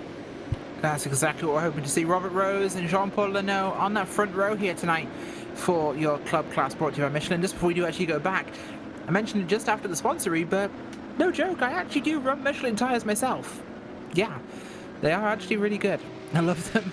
They make some fantastic downhill mountain biking tires, and I run them on my nuke-proof Mega 290, which is a beast of a machine with huge wheels. So the Michelin's give me all the grip I need for that, which is awesome to be able to rely on a competent tire that I know will do the job. So Michelin are excellent manufacturers of tires for every kind of vehicle, whether it's a race car, a race bike, or a race plane, or street versions as well. They make them for everything, but not as many tires as Lego. Lego is the world's biggest tire manufacturer. Did you know that, guys? I did know that. That was kind of a crazy stat to hear about. But of course, if you think about it, Porsche and Lego do have a good partnership as well. They do, yes. They have Lego Porsches. In fact, I have one.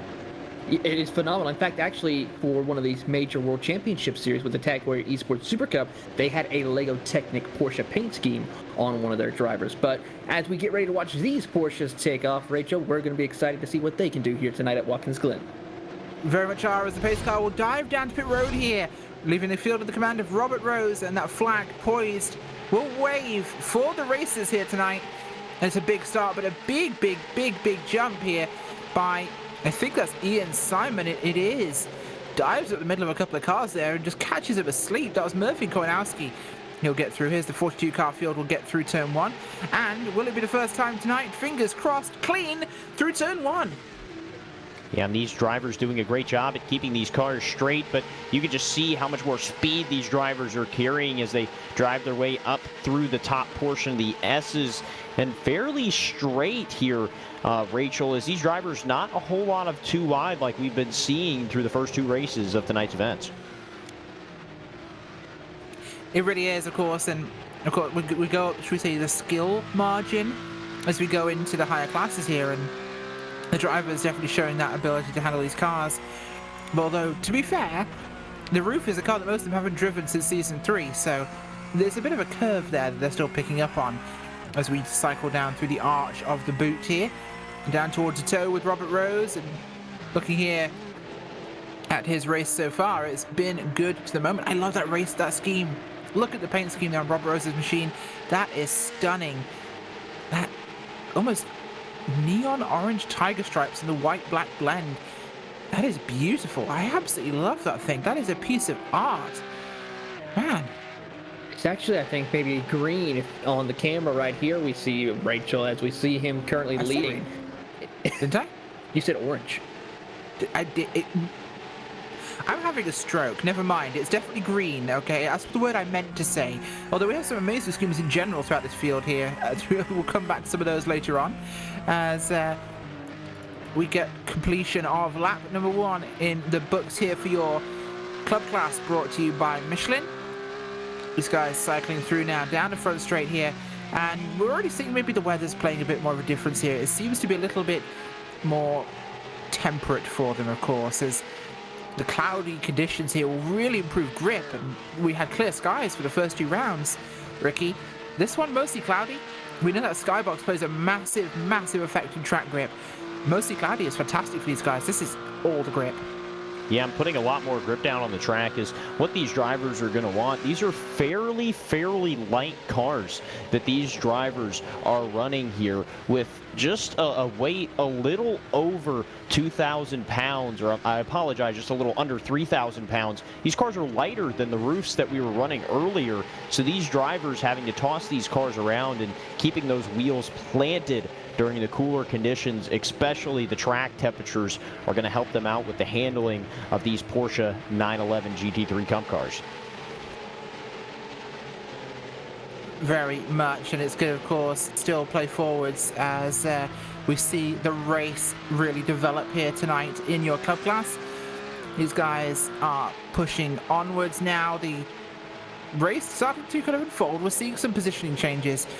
Jonathan Waltman looking there towards Mazariello back in the 15th place. Trying to see what he can do with this. Coming through there, the heel of the boot up towards the cup track. Turn 9, of course, our tricky one for the night. This has been super clean so far, I've got to say. We've seen a very different race. Certainly have, Rachel. I mean, we're on board now with last week's winner at Road America, Jonathan Waltman, right now, who's running in that 15th position in that yellow Porsche, trying to find his way around the number 25 of Jeremy Mazariello as they come out of the final corner. You're on board with Mazariello from the North Country region. as he comes across the line heading towards the 90 right now. Very quiet, single file, but everyone's also just waiting for the right time to make these passes here, but they can't be waiting around too much. As I'm looking through the field right now, your top 10 is separated by about 5 seconds, but you see them all lined up nose to tail as we see a couple of cars working through lap traffic as they climb up the S's. Very much do there. The S's being one of our tricky spots as we're 3 wide, nearly towards the front. They filter down, checking out before the bus stop as they'll come flying through here. Rose going to be able to defend that lead, but this is the closest run we've seen, Ricky, so far for our race lead that of all 3 rounds we've seen tonight. Rose is under attack here by Leno and Brody.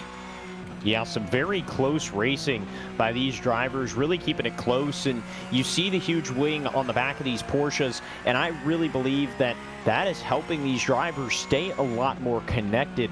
I mean, you think of in the open wheel aspects of racing, it's a lot easier to stay behind somebody with all of the downforce and the way that those cars cut through the air. And these Porsches cut through the air a lot better than the roofs that we have been watching earlier, which are more similar to kind of a boxy type car. These Porsches really like to cut through the air, and that helps the rest of the field kind of tuck in behind the driver in front of you and maintain that gap for most of the long straightaways around this Watkins Glen. Very true, and it'll be a big impact to how this race unfolds. Oh, got contact in turn 9. Michael Masters loses the back end. Not a crash per se, just lost that back end. A little bit of contact actually, which will change his fortunes from 13th. Contact over the 7th car of Jonathan Waltman. But race plays forwards, of course, as lap number 3 will go into the books, and looking at maybe getting hold of some of our drivers from the last round for interview. And we're going to have Will Waldron standing by here to have a chat.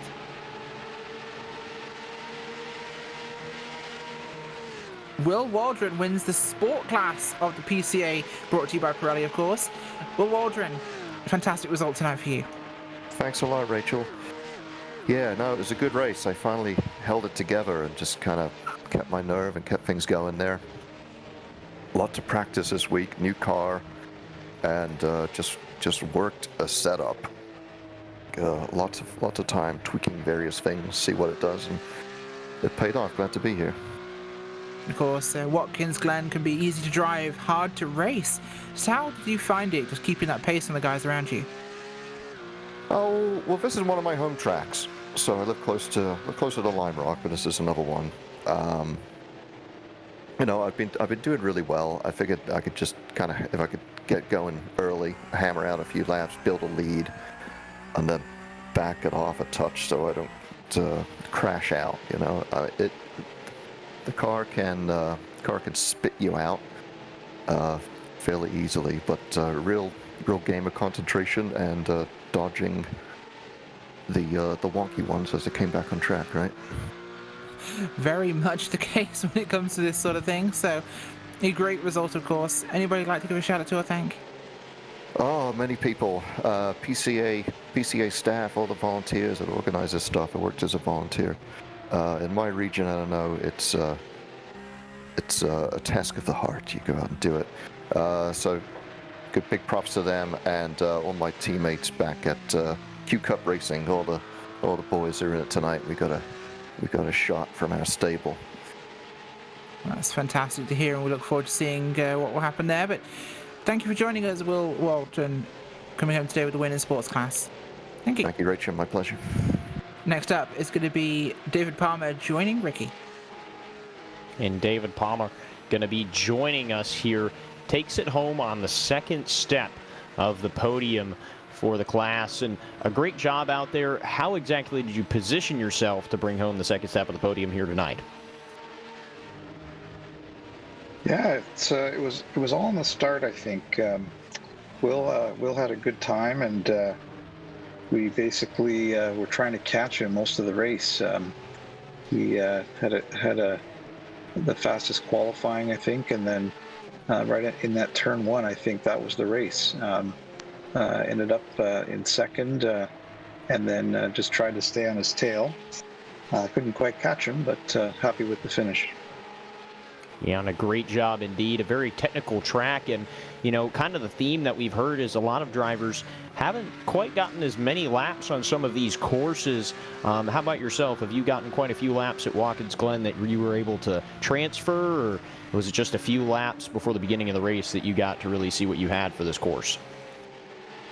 Yeah, I think I've done some practice and on this track with other cars.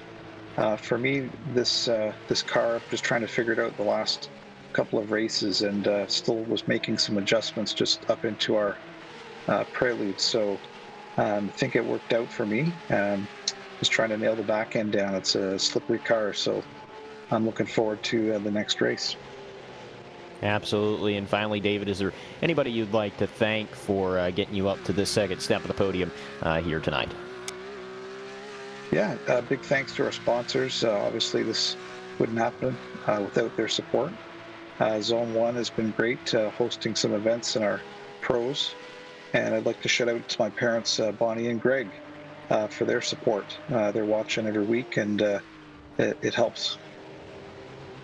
Absolutely, and that was David Palmer who brings it home on the second step of the podium, and Taylor Burris is now with the third place finisher of Tom to see exactly how his race went. Here with Tom Doherty coming home with a third place finish here tonight. Tom, you had a great run coming home with this podium finish. Your thoughts on the track conditions out there for you at Watkins Glen?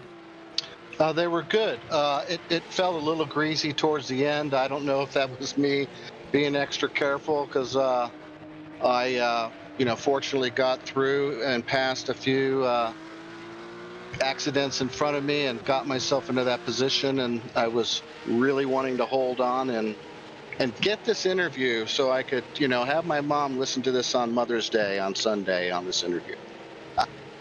Well, is there anything you would like to say to her then as we get closer to that?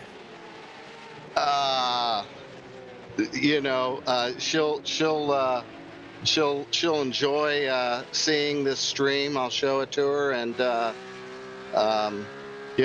love you, Mom. We hope you enjoy your holiday with Mother's Day weekend coming up, and we look forward to seeing what you can do and see if you can do another great podium finish and maybe go a step higher on the podium at Long Beach next week. I look forward to that. Thank you very much for all you guys, what you do. Of course, that is Tom Doherty coming home in third place here tonight. He very much is. As we have 18 minutes left on the clock, we are going to jump into your midway race break here. As we cross the halfway point of tonight's club class, it's time to bring you the midway race report, brought to you by Michelin. Michelin is a presenting partner of the club class in 2021, as well as the official tyre of IMSA. They also manufacture and sell tyres for every type of vehicle, including aeroplanes, automobiles, bicycles, earth movers, farm equipment, heavy-duty trucks and motorcycles. Michelin also offers a full range of innovative services and solutions to help make mobility safer, more efficient and more environmentally friendly. Find out more about Michelin at www.michelinman.com. With that in mind, we look at our top 10 in tonight's race. Robert Rose there, leading the way, has been all race long. The Shenandoah region, zone number 2, the 443, has had a great time out on track tonight, but hasn't escaped Travis Brody in second, the 020. The Palmetto region, zone number 3 driver, he's come up one spot from the start, and he's doing well so far.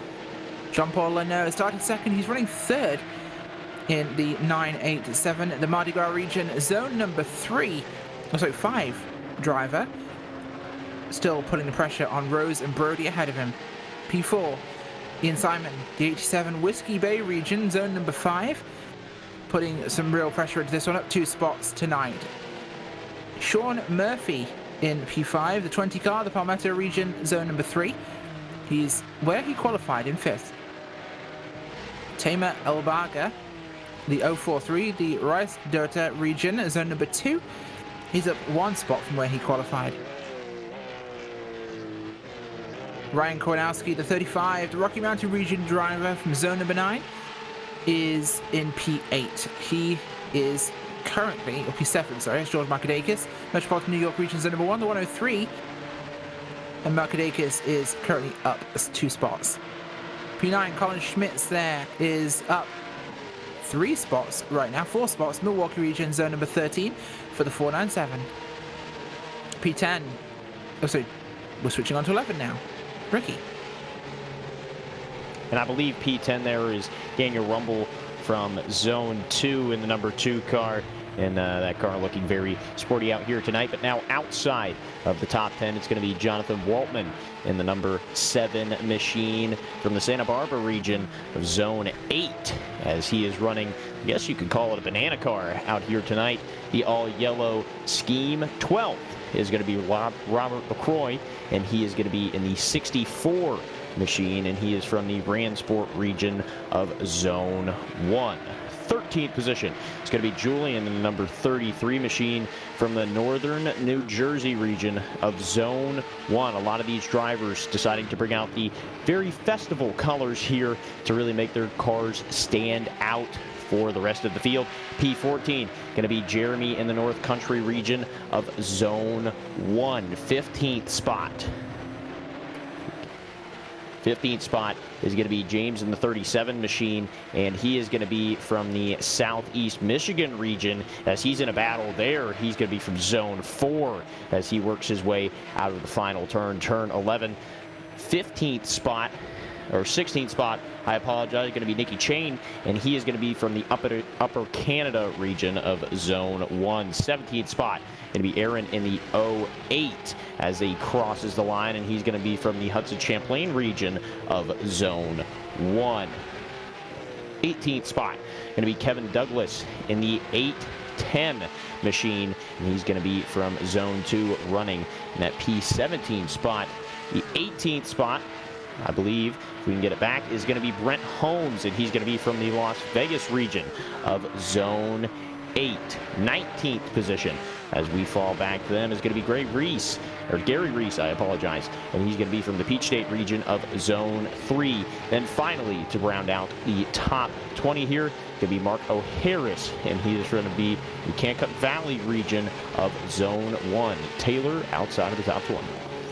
Heading into 21st, we find Jake Steinbrink from Zone 4, the Ohio Valley region's driver, having a great run here tonight as he works his way up through the field after starting in 32nd here.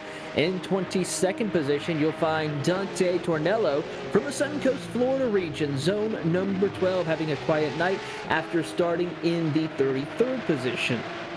As we move forward into the 23rd position, we find Michael Masters, who from the Space Coast region had a little bit of issues as he's now trying to recover after starting inside the top 15.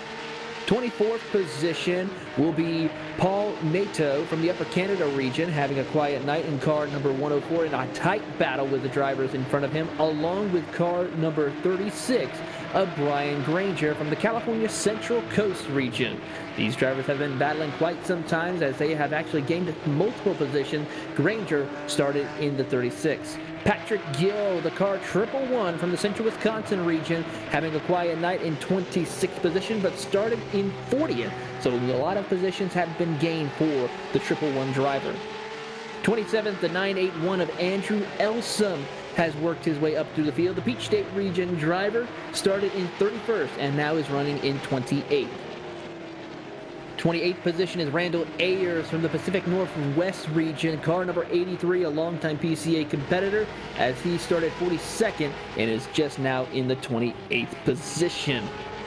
29th position goes to Dave Stewart from the Upper Canada region in that blue 914 Porsche. As he heads down into the 90, he is in an intense battle with car 386 of Bruce Robinson as there's a car off as they come out of the 90 from the Northern Ohio region.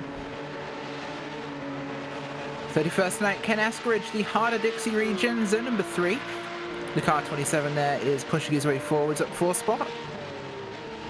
32nd tonight, Jonathan Waltman is currently down after some incidents early on. Santa Barbara region, zone number 8 driver is the number 7. 33rd is Mike Nyden, the Sonnenschein region, zone number 12. Mike Nyden is currently up 8 spots. 34th, Jeff Smith from the Rice and Daughter region, the 16 car from zone number 2. He's down 7 spots. Behind him It's Jalen Wen, the 38 Upper Canada region driver, 38 in zone number 1. They are currently down 9 positions. Chris Duffy in the 924, you know what Porsche they like. The Florida Citrus region, zone 12 driver. Duffy is currently down 1 position. 37th is Michael McKinney, this Cimarron region, zone number 5. Michael is unfortunately down 20 after an incident early on. Last car out lead lap. 38th is Klaus Nelson, the first car lap down 18 positions from where they started. Lone Star region driver, zone number 5, the 4 car not having the best of days. Michael Patterson, after that, 29 car, Longhorn region, zone number 5. Not the best day either, but incidents will happen in racing. Behind them, it is Mario Gonzalez, the 777 Hill Country region driver from zone number 5, also struggling with incidents. And those are all your on-track vehicles tonight for your sport class. And this concludes, of course, that sport club class. I'm in the club class race. Midway Race Report brought to you by Michelin. Well, guys, a lot's happened while we're out on track. We've had some big moving. We've seen some guys pushing around here. We've seen Colin Schmidt's up 4 spots right now. He's in a really tight battle here, actually, with cars all around him. Yeah, Jonathan Waltman had a huge issue there, Rachel, during our midway race break. He was running up towards the top half of the field, ended up having an issue there.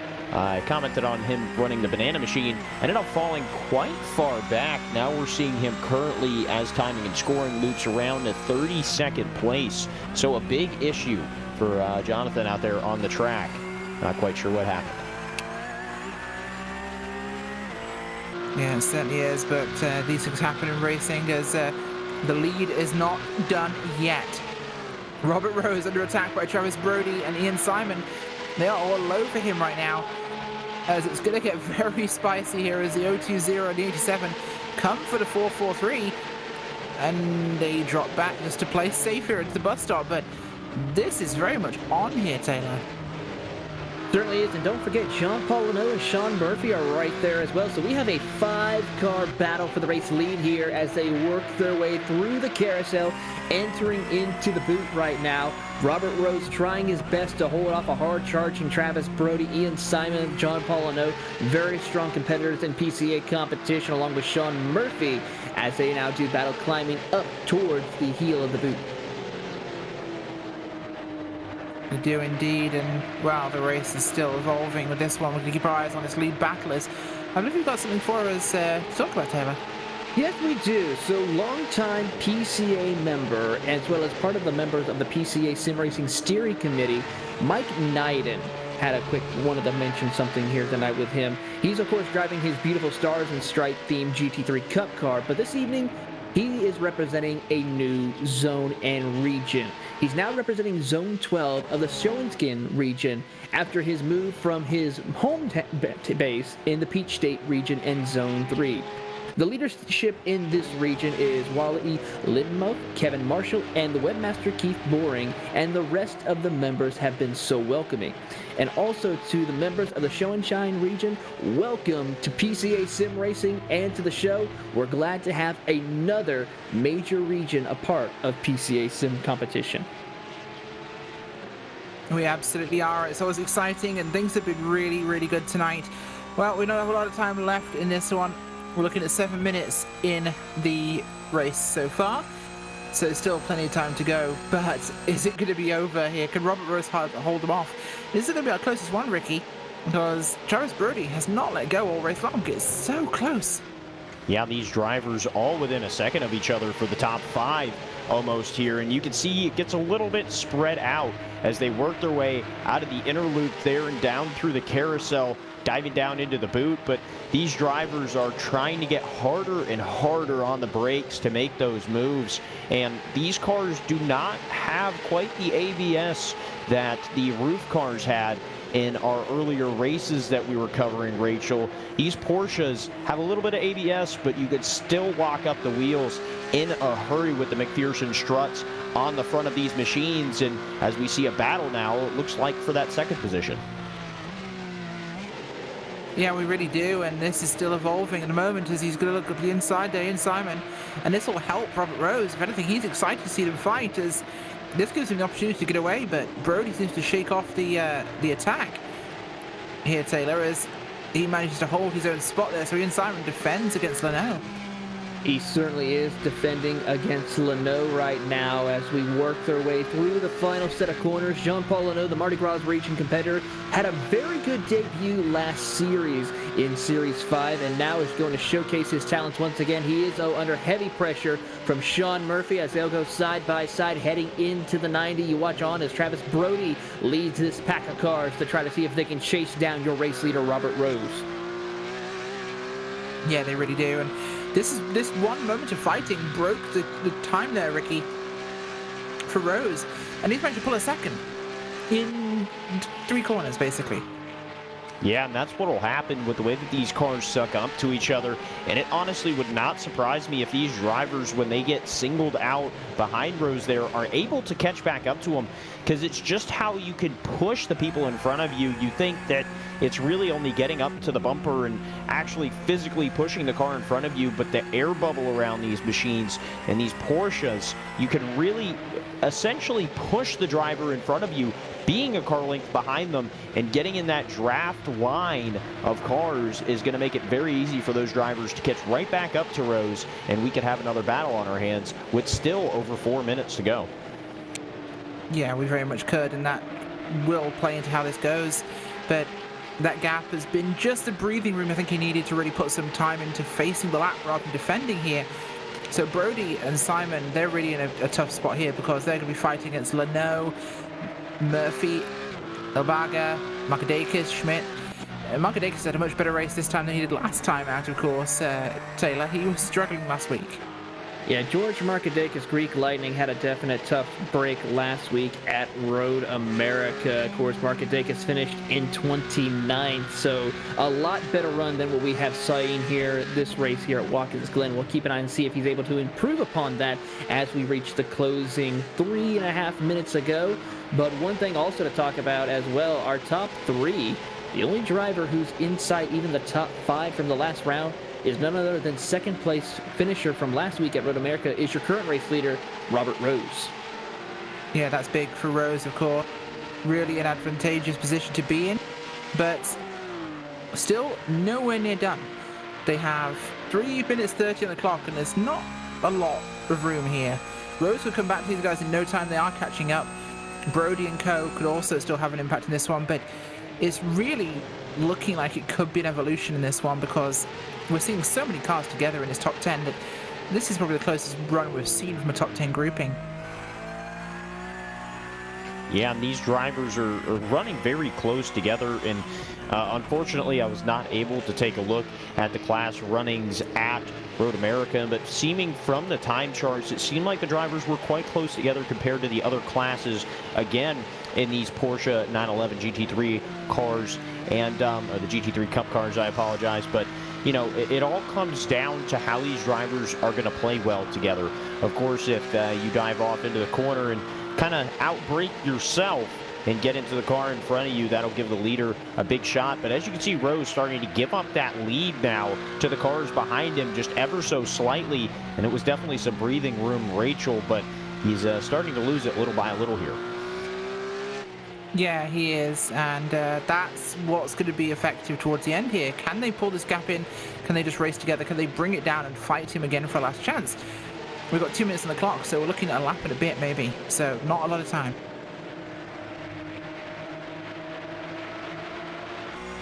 Certainly is not a lot of time for our race leaders or for our second and third place drivers. They have lost now about a second on the competitor of Robert Rose, but they're still battling for that second and third place. And of course, the final step of the podium, a tight battle between Ian Simon and Jean-Paul Leno as they work their way up the S's. Can Leno get the run he needs to try and see if he can get the draft? Sean Murphy's going to try to capitalize on that. A small mistake from Leno down the back straightaway. Leno tries to do a defensive move. That's going to have to take Murphy to take the long way around. He'll go to the outside through the inner loop. Leno gets onto the brakes in order to make and hold on to that position.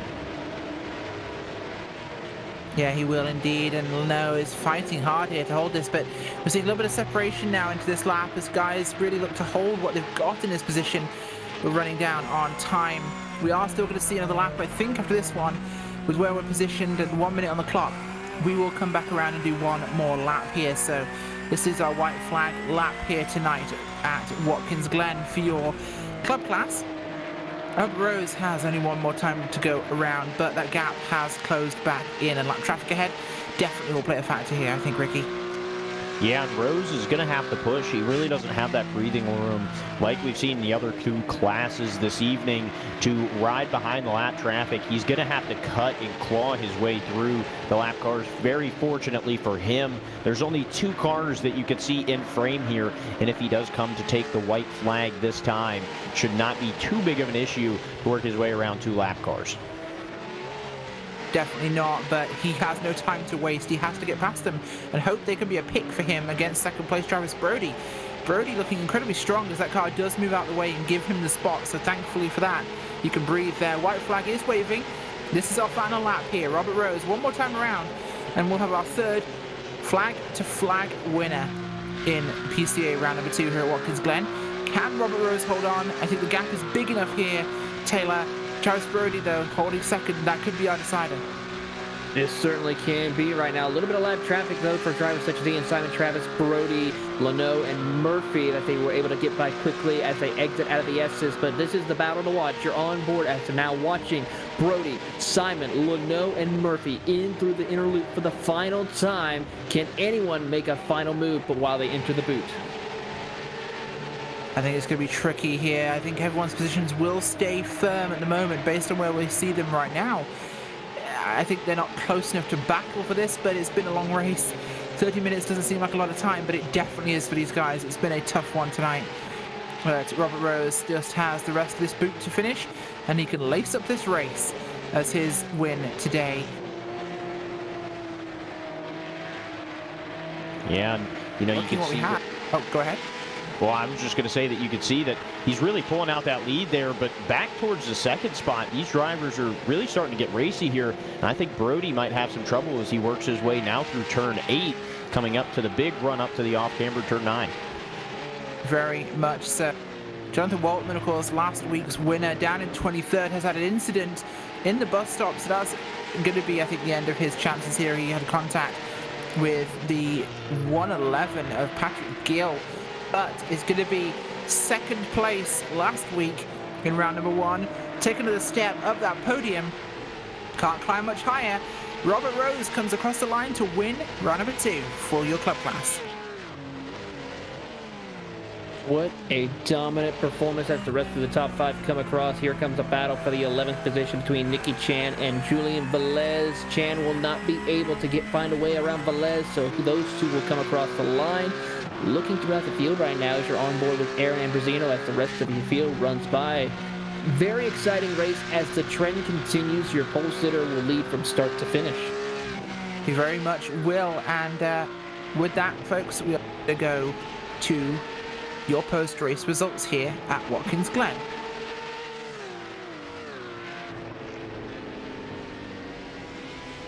Oh, we still got a couple more cars to go. Rubber race control's telling me so.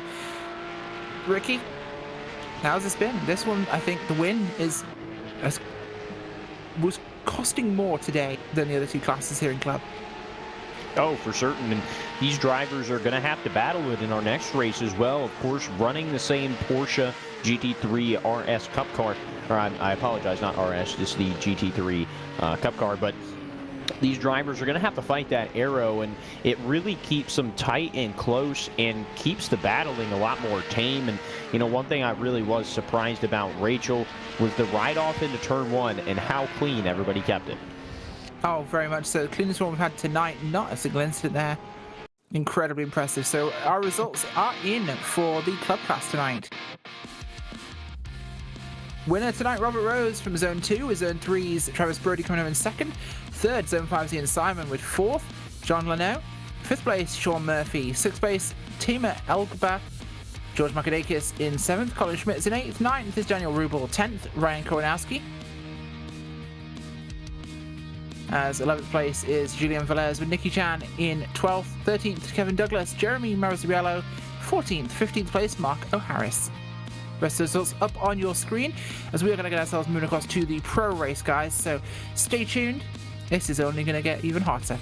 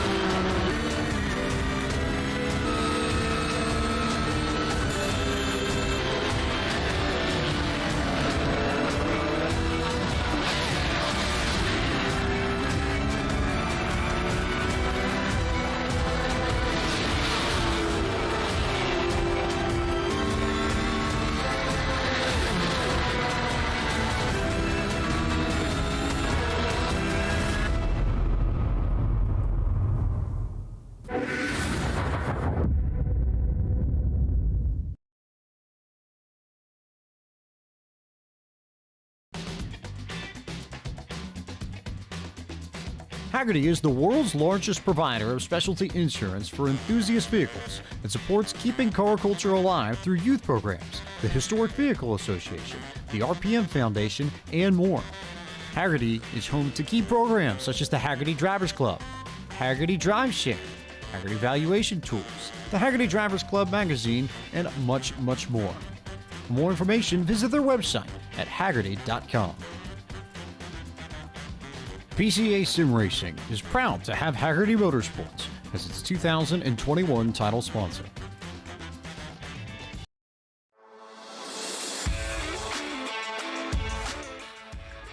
Good evening, folks. Welcome back to the Pro Class tonight, brought to you by Porsche. Porsche is more than a sports car. It's a way of life for all of us, and we appreciate their support of the PCA Sim Racing as the Pro Class sponsor. The recent sub-7-minute lap at the Nürburgring in the GT3 and the arrival of the all-new 992 GT3 Cup car to the US, Porsche's dedication to motorsports is stronger than ever. Find out more about Porsche at www.porsche.com. Well, guys, here we are with the grid for your Pro Class. The final run tonight, and a tiny 32 cars tonight, which is still huge. I'm loving these grids tonight. They are massive. We actually might have hit a record. We'll talk about that later in the broadcast of drivers in a single night. I think we're over 160 so far. It's massive. But we are going to go with your grid for today. Cameron Martineau, first from zone number 1. Second place is zone number 1's Michael Cooper-Smith. Third is zone number 1's James Huth. So it's a zone 1 lockout for your top 3 there. P4. Zone 3's Chris Walsh. Zone 5, Jason Stanley in 5th. Zone number 3's Raphael Amarim in 6th. Zone 7th place is zone 5, Christopher Pies. 8th, zone 7's Dave Schwartz. 9th, zone 5's William Anderson. And 10th, zone 5's Billy Smith II.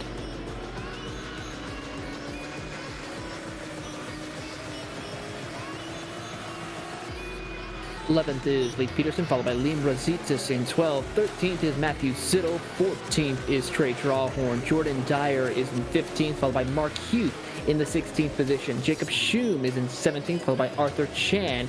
18th. 19th is Rich Minkler, with Shabalo Benyopache rounding out your top 20.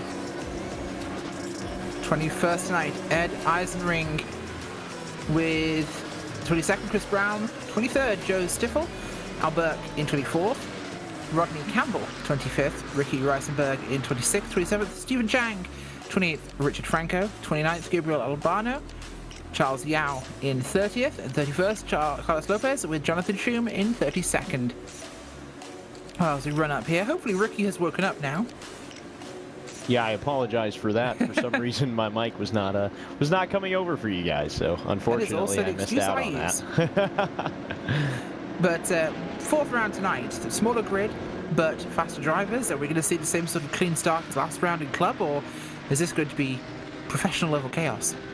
Yeah, you never really know. I mean, these drivers, in theory, will have a better start than what we saw in the club class just a few moments ago. And these pro drivers going to have a better shot at some closer racing here. We saw some great racing from the club class. I think we can all agree upon that. And these pro drivers, I'm sure, not going to disappoint, but maybe the carnage will ensue if these drivers run any closer than what we were seeing in the club class. We'll have to find out, of course. And Taylor, they're in the boot now. The weather is pretty similar to what we've seen. It's, again, going to be pretty cloudy here, so this is going to be real tricky, I think. Wind's a little stronger, humidity's higher. This is probably going to be our raciest track yet. It certainly is. The temperatures are dropping as we continue on this race. That means the speeds are going to be higher. The grip levels are going to be there for these drivers to be able to hang on to these Porsche 911 GT3 Cup cars. So it's just going to be even more exciting to see who comes out on top for this race. Very much is. We now get towards the heel of the boot. We're going to get to see what this thing can become tonight. Last 30 minutes of racing. If you've been here all night with us, thank you and welcome. Keeping up with the racing has been a great one today. PCA Season 6 is definitely shaping up to be our most exciting yet, and we are really, really happy to help bring that to you with what we have here for you on the broadcasts. It's going to be a big one here. The last race at Watkins Glen before we move on to what is going to be wild at Long Beach. That I can't wait for. Race number 3. This is one you'll have to tune in for all night. Get the popcorn, get the chips, get the dip. It's going to be big. You will not want to miss it. PCA goes to Long Beach. It's like the Super Bowl. It's going to be amazing. As we come out of the final corner, Cameron Martineau will have the lead of the field. Green flag waves, and we are away for the last time here at Watkins Glen. There's a big leap for the 60. Can they do anything with it? As we brake hard into turn 1. One car hits the grass, and oh no, here come the Skittles. As everyone dodges it. That was insane. Not yet. There's a little bit of contact on the outside as they went to dodge him, but it is still going here, which is the lucky part, as that one got very shaky very fast. But I thought that was just... Oh gosh, Ricky, I thought that somehow the sea parted. 60 car, yeah, that was Stanley, unfortunately. Oh, he goes round on the straight. He's eaten that. That's going to hurt his race from 5th place. Unfortunate for him there. That was, I think, slightly self-inflicted coming out there of the S's. It was, he got loose and he just put it in the grass, rode the rail there to keep it away from the other cars. So an honourable death for his vehicle tonight. Martineau, though, hasn't got away here. Cooper-Smith and Huth are on his back. Walsh is also standing. Of course, we lost him early on. Amarim and Pies a little bit further back, but they're still with that front group. So this is still pretty tense here, Taylor. It certainly is very intense, and probably one of the most intense starts of the race that we've seen compared to the other races that we just saw. But for right now, Cameron Martineau has pulled out by about half a second over Michael Coopersmith and Christopher Walsh. Throw in James Hughes as well, as you have a 4-car battle for the race lead. Your top 5, actually top 6, separated by about 2 seconds right now. As we take a look at what happened to the last race we had here, or the last race at Road America, your top 3 there: Christopher Pais, Liam Rositas, Rafael Almarin. Your highest driver out of that is Rafael in the 5th spot. Very much is, and it's still up for grabs here in the final round of tonight's action. Martineau is pushing hard here. Coopersmith is doing the same as well. He's going for this thing in 2nd place there, and I must say I do love his livery of all of the ones we see here. That is, yeah, it's I believe it's a cuts of pork or beef. It's cuts the of meat, pig. yes. Cuts of pork, yes. So that is, and I believe they're all in German too, which means I can't read a word of it. I understand it's spoken, but reading it is hard. So we get down here as he's still got a good distance here, less than half a second to Martineau at the front. Walsh is pushing hard as well in 3rd place. Small, wider gap to Huth and Amarim and Schwartz. Billy Smith 2nd, Christopher Pais, Rositkas and Anderson in 10th. We've still got a very busy race, but it's been one of our cleaner ones, I think, so far. It's, yeah, we had 2 little moments there at the start, but one of them was a single car loose, and the other one was, it's hard to describe, but the sea parted for that poor car that found himself on the grass, and there was only 2 guys trying to avoid him who contacted each other, but in general, that could have been total skittles, and it wasn't. Yeah, and just to take a little back on that paint scheme, a little backstory to it for those who are unaware. That was a paint scheme that was ran by the Porsche 911 GT3 RSR at Le Mans quite a few years back. So kind of a parody paint scheme to another Porsche that had been run in the racing world and done very well, I believe. Although looking at some of the pictures from Le Mans, I think 24 hours might make the car just a little dirtier than what we see on the racetrack today.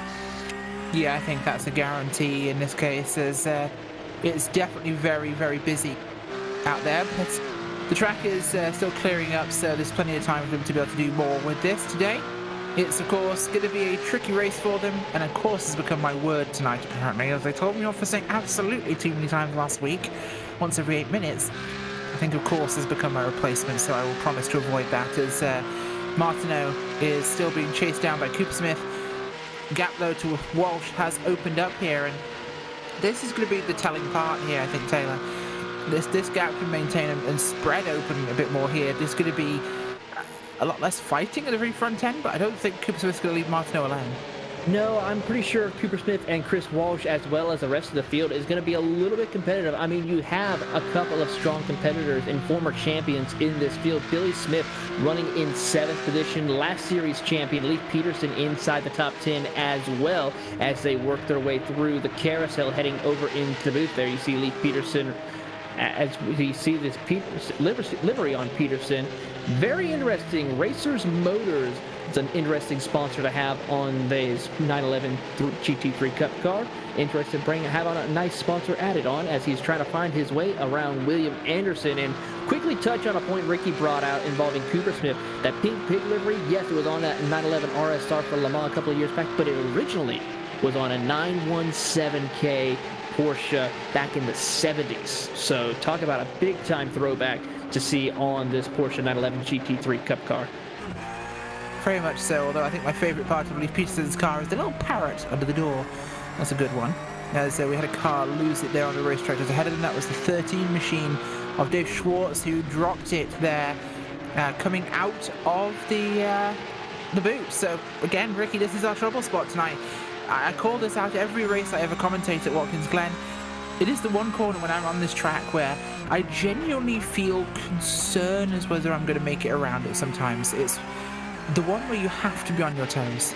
Yeah, it's a very difficult corner, and especially with how difficult these Porsche cars are to lock up going over that hill. All the weight is unloaded from these McPherson strut-fronted cars, and as soon as you get off of the brakes, the 6-piston calipers rather just can't quite slow the car down, I guess too little to be able to not lock up the brakes there, and it's very easy to overshoot the corner and end up on the wrong side of the digressive bank there on the exit of turn 9. It certainly is, and we've got a bit of actually racing here towards the front end, actually maybe not front, a little bit further back. Looking back here towards Eisenberg in 16th place, we have a massive cars here. This is a huge battle we're seeing around 16th and 17th in the field, as knots of cars come diving down into the arch of the boot here, out of the carousel, and these guys all on top of each other as they push through here. Big fight further down the field here. Bottom end of your top 20 are all over each other. Big movers so far, though. We've seen 10 places for Joe Stiffel, 23rd to 13th, 24th to 15th for Al Burke, 26th to 16th for Rick Reisenberg. So he's going somewhere in this one, I think, Taylor. He certainly is. We'll have to keep an eye and see what they can accomplish as they continue to press forward through this race right now. And they're actually in a great battle about that 15th to 20th position right now. Actually keeping an eye on Stephen Chen, who makes a pass to the inside of one of the drivers around him. That was going to be Rick Reisenberg as he is in a tight battle and working around some lap traffic. Still trying to catch up to Jordan Dyer in car number 28. Well, we're going to get a quick chance to go do our interviews from your club class race, and we have Robert Rose with us tonight. The winner today, he came second in the first round at Road America, but here at Watkins Glen, you brought home the goodies, Robert. Yeah, thank you very much. Thanks for having me. Awesome to have you here. As you said, a bit of a moment there in our bottom 20. But Robert, this wasn't a freebie like the first two rounds where the leader got away and did one. You had to fight for this thing the whole race long. Just how was that for you mentally as a driver to know there's constantly someone in your rearview mirror? Yeah, it's definitely stressful. In fact, we were just talking about that in the waiting room. Travis, never let up. He's a great driver, very fast, real skilled, real consistent. He and I raced neck and neck for a good part of the way in our Prelude race on Monday night.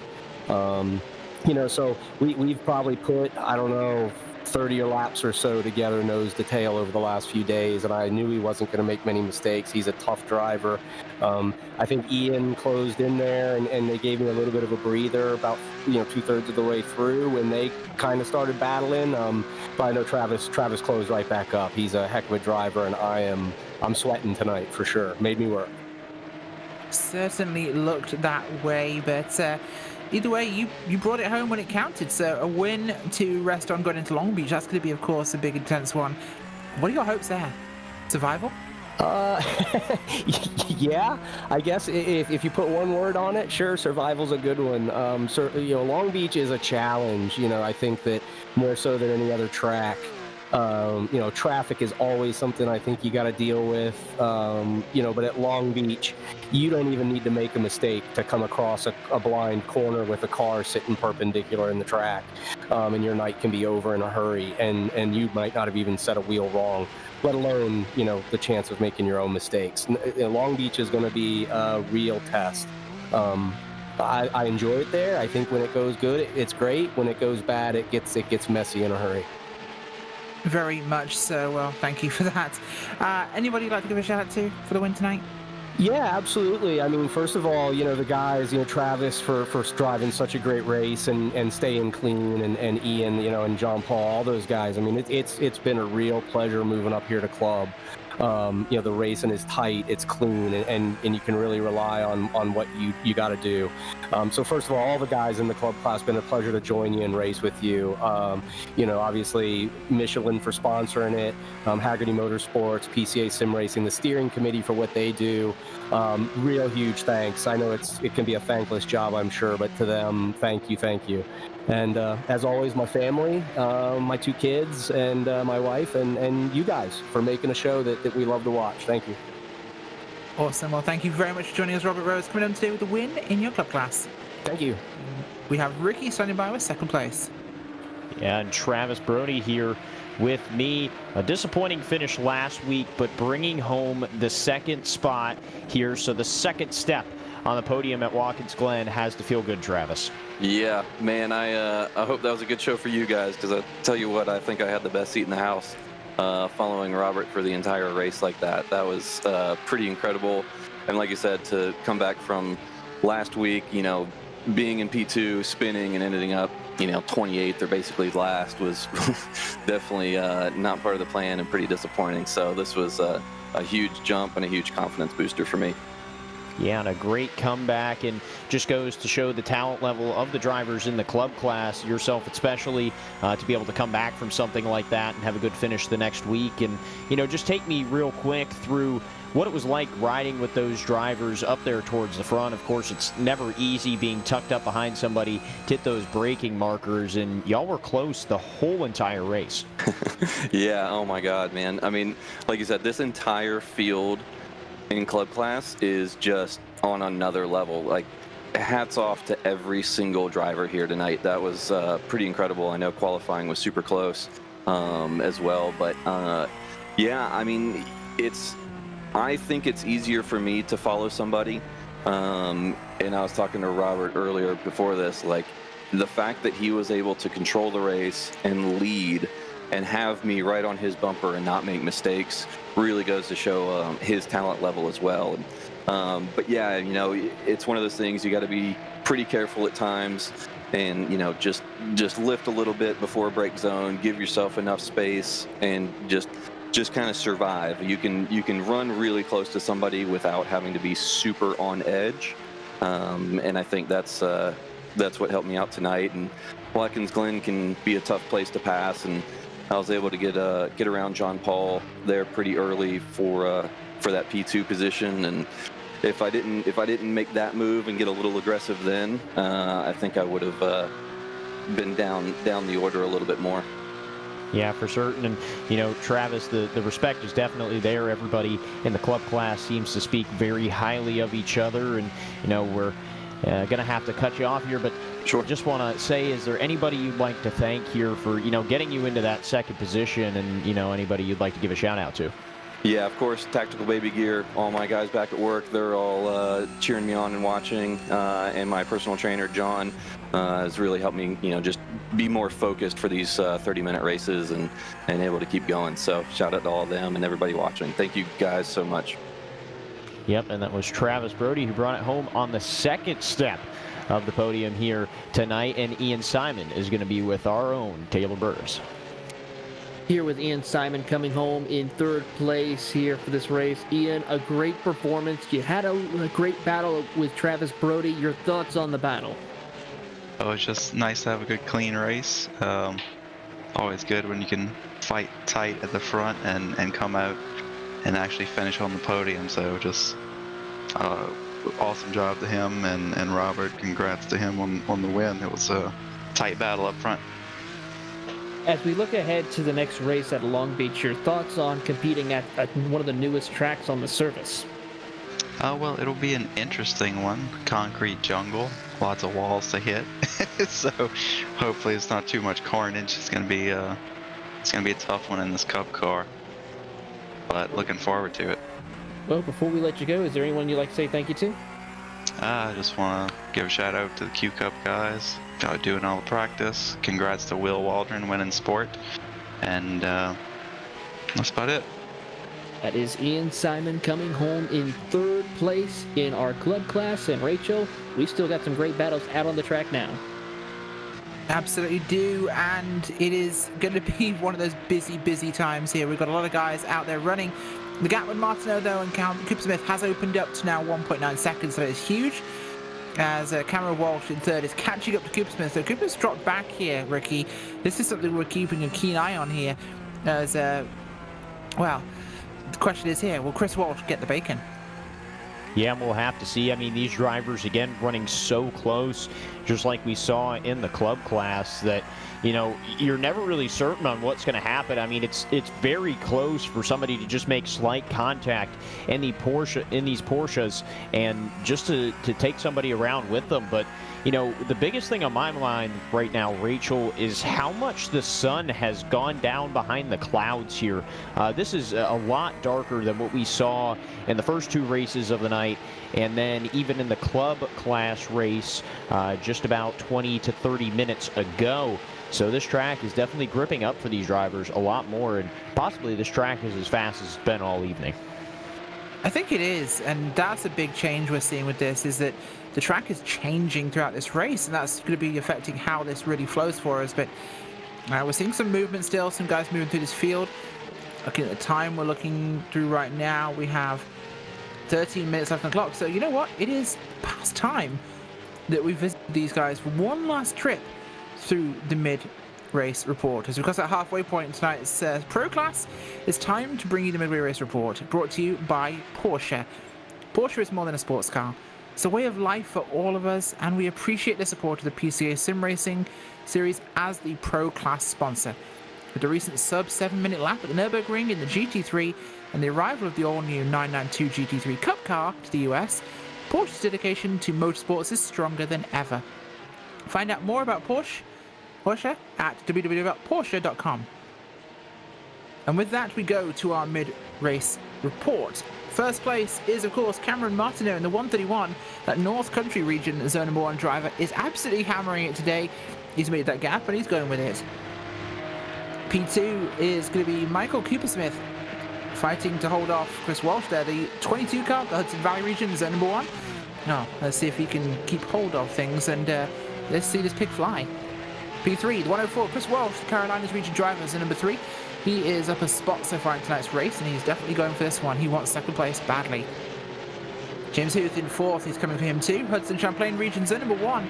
He's down 1 spot, they traded places. Raphael Amarim is up a spot in P5. Peach State region driver, zone number 3. 9 car is up that 1, as we mentioned. Billy Smith, the second. 70 car, the Maverick region, zone 5. He is up 4 places today, climbing from 10th place on the grid. Going for things tonight. Behind him, Leon Rizikis, up 5 places from 12th to 7th. The 05 Upper Canada region, zone number 1 driver, putting it to work. P8, William Anderson is the 41 car, the Longhorn region, zone number 5, another Texas driver. He's down 1 position tonight. In 10th place, it's the elementary school art car. Well, actually, no, wrong one. That's a different series. This is Lee Peterson's, I'm going to call it the Parrot car. He is 913, Maverick region, zone number 5. P10, Trace DeRohorn, the 9395, fan favorite driver, of course. Chicago region driver, much of a fan as their pizza, apparently. Zone number 13. He's putting in, he's up 4 places. And as we drop outside of the top 10 here, Arthur Chan is going to be from the Canada West region of Zone 6 in the number 50 car as he works his way through the S's. 12th is going to be Joe in the 003 machine, and he's repping that Tiger scheme out there as he passes a car up against the wall, crab walking a little bit, but a very menacing scheme to see behind you from the Chicago region of Zone 13. The 13th position is going to be Jacob Shum, and he is going to be from the St. Louis region of Zone 3. 14th position is going to be the 169 of Al, and he is going to be from the Upper Canada region of Zone 1. Back to the 15th position, believe that is going to be Jordan Dyer, and he is going to be from the Zone 10 and that number 28 machine. Back to the 17th position, it's going to be Dave in the number 13 machine from the Gold Gate region of Zone 7.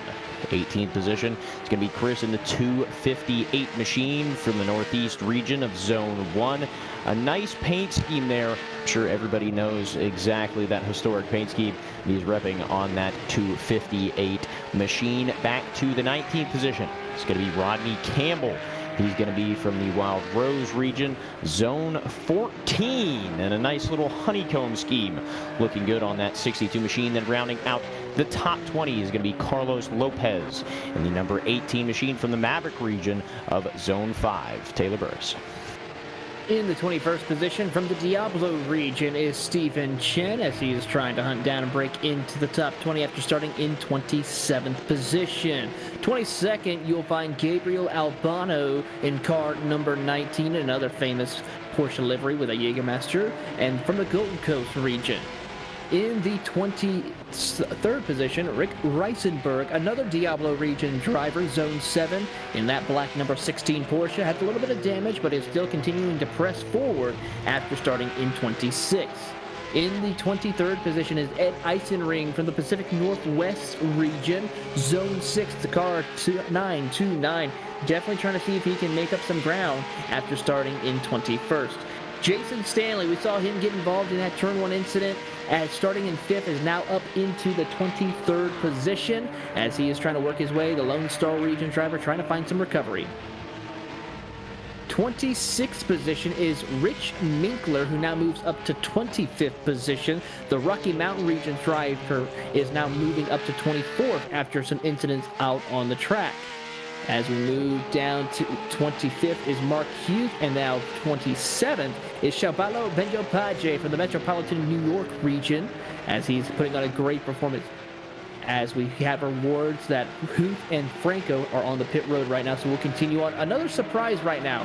Christopher Pive, our winner last week, has had some connection issues. He's in 28th, 1 lap down, the Lone Star region driver.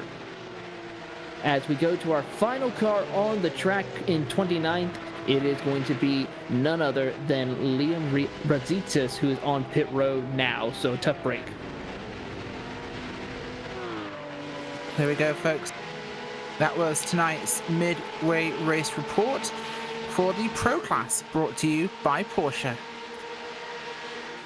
Well, the time is closing down now in tonight's pro race. It's been an amazing night here of racing at Watkins Glen by these guys. We have 7 minutes, and we do want to look back, Ricky, at Rosicka's crash. Can you tell us about it? Yeah, and I believe what had happened, I'm not quite sure. I haven't gotten the time to see the replay there, but I can only assume that either possibly just an over pursue of the corner, maybe getting a little loose, or something to do with a lap car.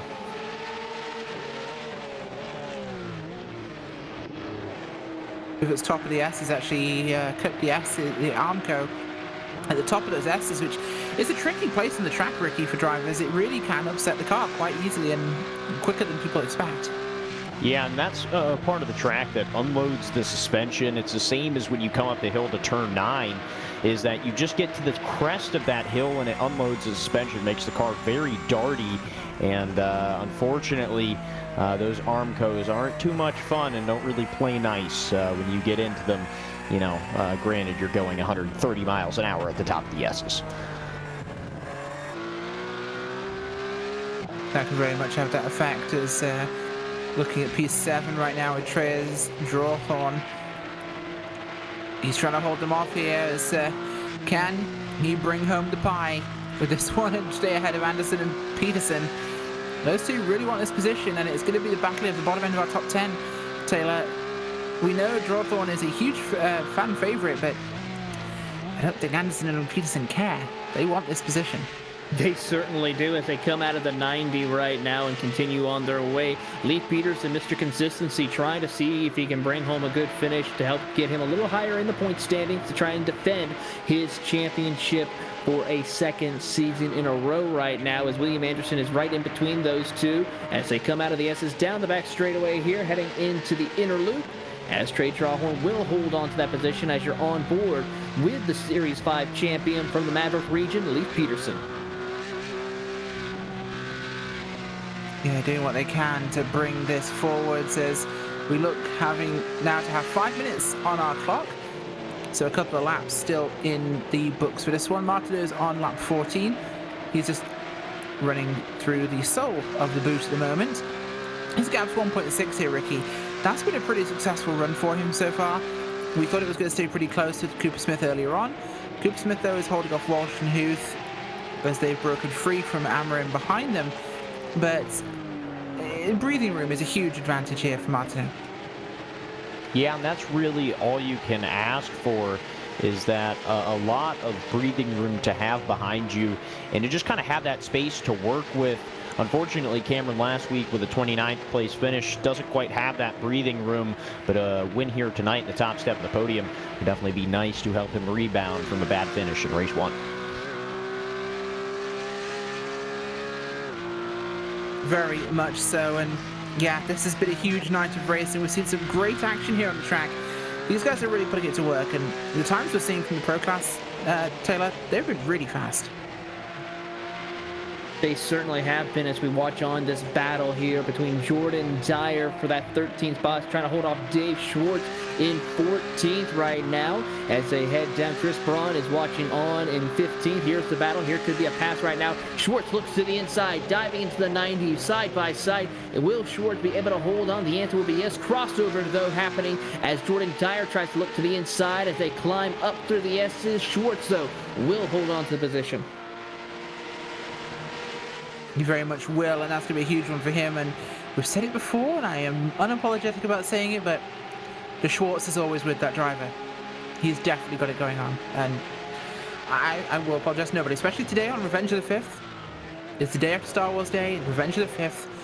You could call it Cinco de Mayo if you wanted to, but for me, it's always going to be Vader's Day, or Lord Buckethead's Day in this case, as Dave Schwartz. Yeah, okay, I'm leaving that one alone. But the battle is still going on. He's holding them off right now. Braun and Campbell trying to find something, but big look here by Braun. As we're looking at the lead gap there just ahead, but here we see now, Braun is after this position. He wants to get through here. Looking for any opening. He's been diving in pretty deep here, Ricky. Yeah, and he's going to have to be really careful with that, especially having two cars in front of you. You never know when those braking points are going to change up on you. As you can see, driving in just a little bit harder every corner, but a great battle right there with those three drivers as we get a great look. They pretty much right here. The very difficult part of the track. We've seen a lot of issues. You can kind of see how it tapers off there up at the top. It's probably the best camera angle we've had all night to kind of give you a great look at that taper off there up to turn 9, but now through 10 and 11 to finish their way out here in this battle is going to stay fierce for the next 2 minutes of this race, Rachel. Yeah, it really is, and it is about that long left in this one tonight, so we're coming down to the wire with our racing this evening in the Pro Class. 1 minute 55 on the clock, and we'll see what they're all up to. Drawthorne has pulled a good gap here, so Trey's really pulling the car away. It's exactly what he needs to have happen, so he's going to defend that against Anderson and Peterson for P7 at the moment, so 7 places gained for him. Our big movers tonight, Joe Stiffel up 12 places from 23rd to 11th.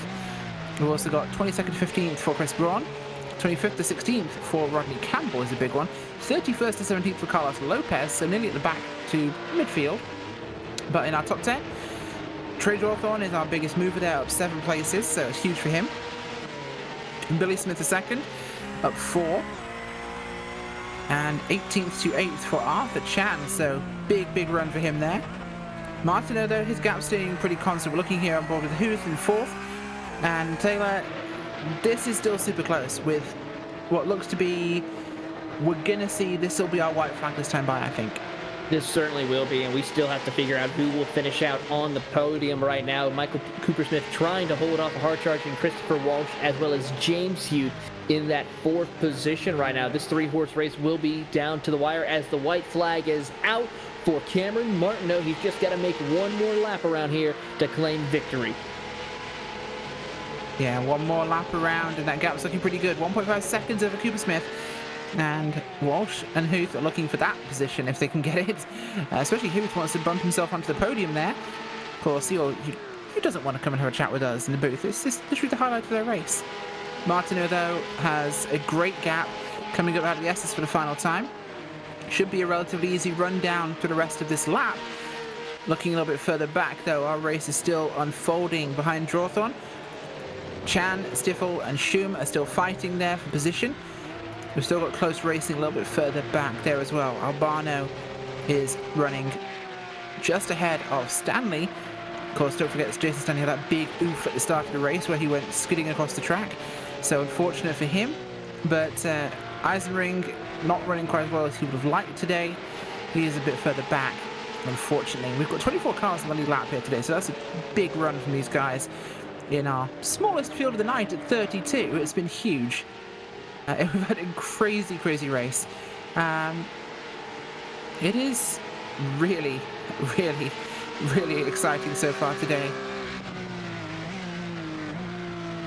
It certainly has been indeed, Rachel, as we see our race leaders now approaching the final set of corners. Cameron Martineau, I gotta say, then that beautiful HPP Porsche. Love the blue and the white livery on there. The North Country Region Zone 1 competitor bringing home a great victory here today at Watkins Glen.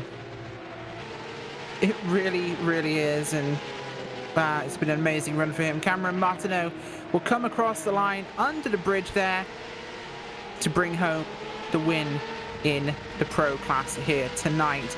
A fantastic race from him. In fact, his first win this series, as Piers unfortunately had a issue early on in the race and won't bring it back. So did Rizikis, as our highest finisher from last time will be Amarim, who's coming in today in 4th, and Cooper Smith in 2nd today, who came in 4th last week. So big runs from those guys as we get more of our drivers coming across the field. That's Chan and Drawthorne coming across now. As Braun, their 15 car, coming out the final corner. Not going to be enough to make that position here on Dyer or Schwartz. The Schwartz stayed with him and he gains 13th position here. So guys, this has been insane. Watkins Glen has been an incredibly good track for us. These guys have put on an amazing show. Yeah, the racing here has definitely not disappointed all night, through the roof classes that we had earlier on to then getting into these Porsche GT3 Cup cars. It's been great racing all night long, from close battles to the battle of getting through the lap traffic the right way. An amazing night. Very much so. Well, here are our results from your pro race tonight. Coming home with the win, Cameron Martineau from Zone 1, with Zone number 1's Michael Cooper Smith in 2nd. Zone 3's Chris Walsh coming home in 3rd. 4th place is James Huth, with 5th place Raphael Amarim. 6th, Billy Smith II, Leif Peterson in 7th, William Anderson in 8th, 9th place, Trey Drawthorne, and 10th place, Arthur Chan. 11th place is going to be Joe Stippler, and the 12th place is going to be John Shum.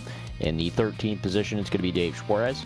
In the 14th position, it's going to be Jordan Dyer. 15th, going to be Chris Bram. 16th, going to be Rodney Campbell. 17th, going to be Carlos Lopez. 18th, going to be Stefan Chen. And then 19th is going to be Al Birkin. 20th place, and rounding out the top 20 is going to be the number 16 of Rick. 21st goes to Jason Stanley, followed by Gabriel Albano in 22nd, Ed Isingring 23rd, with Rich Minkler, the last car on the lead lap, in 24. Chabelo Benyo-Paje will come home 25th, followed by Richard Franco in 26th. Mark Huth in 27th, followed by Christopher Pies 28th. Matthew Siddle will come home 29th. Liam Radzitas in 30th. 31st, Charles Yao and Jonathan Schum rounds out your 32-car field. A great run tonight from those guys, and we're going to have a chance to chat straight to your winner tonight, Cameron Martineau. He's going to be with us in just a second. Cameron, a fantastic race tonight. That was super close to the start, and you managed to find some time. How was it for you? Oh wow, yeah, that was definitely one of my more stressful races. That's for sure. You know, Michael, Chris, and James were just always just on my pace that entire time. So I'm literally sweating here in my seat. So that was a tough one from my end. It certainly looked like it on the track, but a fantastic result nonetheless, and great to get a win before heading into the terror of next week. Oh, absolutely, yeah. You know, definitely was hoping that I would be able to potentially use my drop week next week, but it looks like I've got to, you know, be on my game next week. And, you know, Long Beach is very, very challenging, and, you know, it's definitely going to be another race where track position is key. Definitely don't want to be caught in the middle there, so definitely going to be focusing a lot on a good qualifying session, and you know, trying to be at the head of the field and hopefully avoid any incidents that might be occurring behind. Absolutely true. Well, anybody you'd like to give a shout out to or thank? Yeah, absolutely. I'd like to give a big shout out to the Orion race team and shout out to Ilka Hapala, who's going to be racing this weekend at the ISO WC. So check him out if you got a free day on Saturday. And then big shout out to Rocket Racing Setups. They do a great job and provide a lot of great setups for everyone out there. And just a big shout out to the guys at Matrix Motorsports, Bill Anderson and all the guys there. And one more, just my family, my friends, and everyone that supports me, in my racing endeavors. Certainly couldn't have said it better. Fantastic result today for you. Congratulations on the win. Yeah, thank you guys. Okay, so we're going to go quickly to Taylor Burris, who's standing by with third place, Chris Walsh. Here with Chris Walsh here, coming home in third place. A great performance for you, Chris. How difficult were the conditions, as they were a lot cooler, but you were in one great battle with Michael Cooper-Smith, James Youth, and Rafael Amarin. Yeah, I mean, the track conditions, temperature-wise, were pretty nice. I mean, they're nice and cool tracks, so there's a lot of grip, and guys were putting down some pretty impressive laps. Yeah, I mean, Michael and James are both very quick, so is Rafael, and so just the goal was to make the least amount of mistakes possible and hopefully just stay on the bumper of Michael and maybe find a place to pass, but I didn't have enough to get past him without taking too much risk, so I had to sit in there and hope he made a mistake. We're heading now to the concrete jungles of Long Beach, California. Your thoughts on that track? I love it. I'm a huge Long Beach fan. I think this car is really, really fun there, but it also can be dangerous if you get a pile up. So it'll be interesting. Everyone here is quick and very capable. So I think once everyone practices, it'll be a pretty exciting race and very tight. It certainly will. Before we let you go, anyone you'd like to say thank you to? Yeah, I mean, Porsche Sport Media, and their esports team, Air Force Gaming, for all the support they give me, and then my wife and family, putting away the kids for bedtime and helping me out so I can come down and race is a big part of it. So I just want to thank them. That is, of course, none other than Chris Walsh coming home in third position here in the PCA Pro class. Oh, there we go. I don't know if we've got a chance to chat to Cooper Smith, second place tonight, unfortunately. So, well, guys, that is going to be it for us tonight. It has been an incredible night of racing here at Watkins Glen, and of course, we have coming events this week for you to keep an eye on. The eNASCAR Road to Pro qualifying iRacing Series at Darlington, that's going to be spicy. The May 6th at 9 p.m. Eastern. You can catch that on Podium Esports' main Twitch channel. MSRA Premier Series, round number 12 at Darlington, is on the 8th at 8 p.m. Eastern on Podium 2. MPI Cup Series, round number 16 at Chicagoland on the 9th at 9:15 Eastern. You can catch on Podium Esports' Twitch channel. Monday Night Racing Pro 2 Trucks, Watkins Glen on the 10th at 8 on Podium 2. PCA Sim Racing Series 6, of course. This is Long Beach coming up, so that's next Wednesday on the 12th at 8 p.m. You can catch it on the PCA Sim Racing YouTube channel, as always.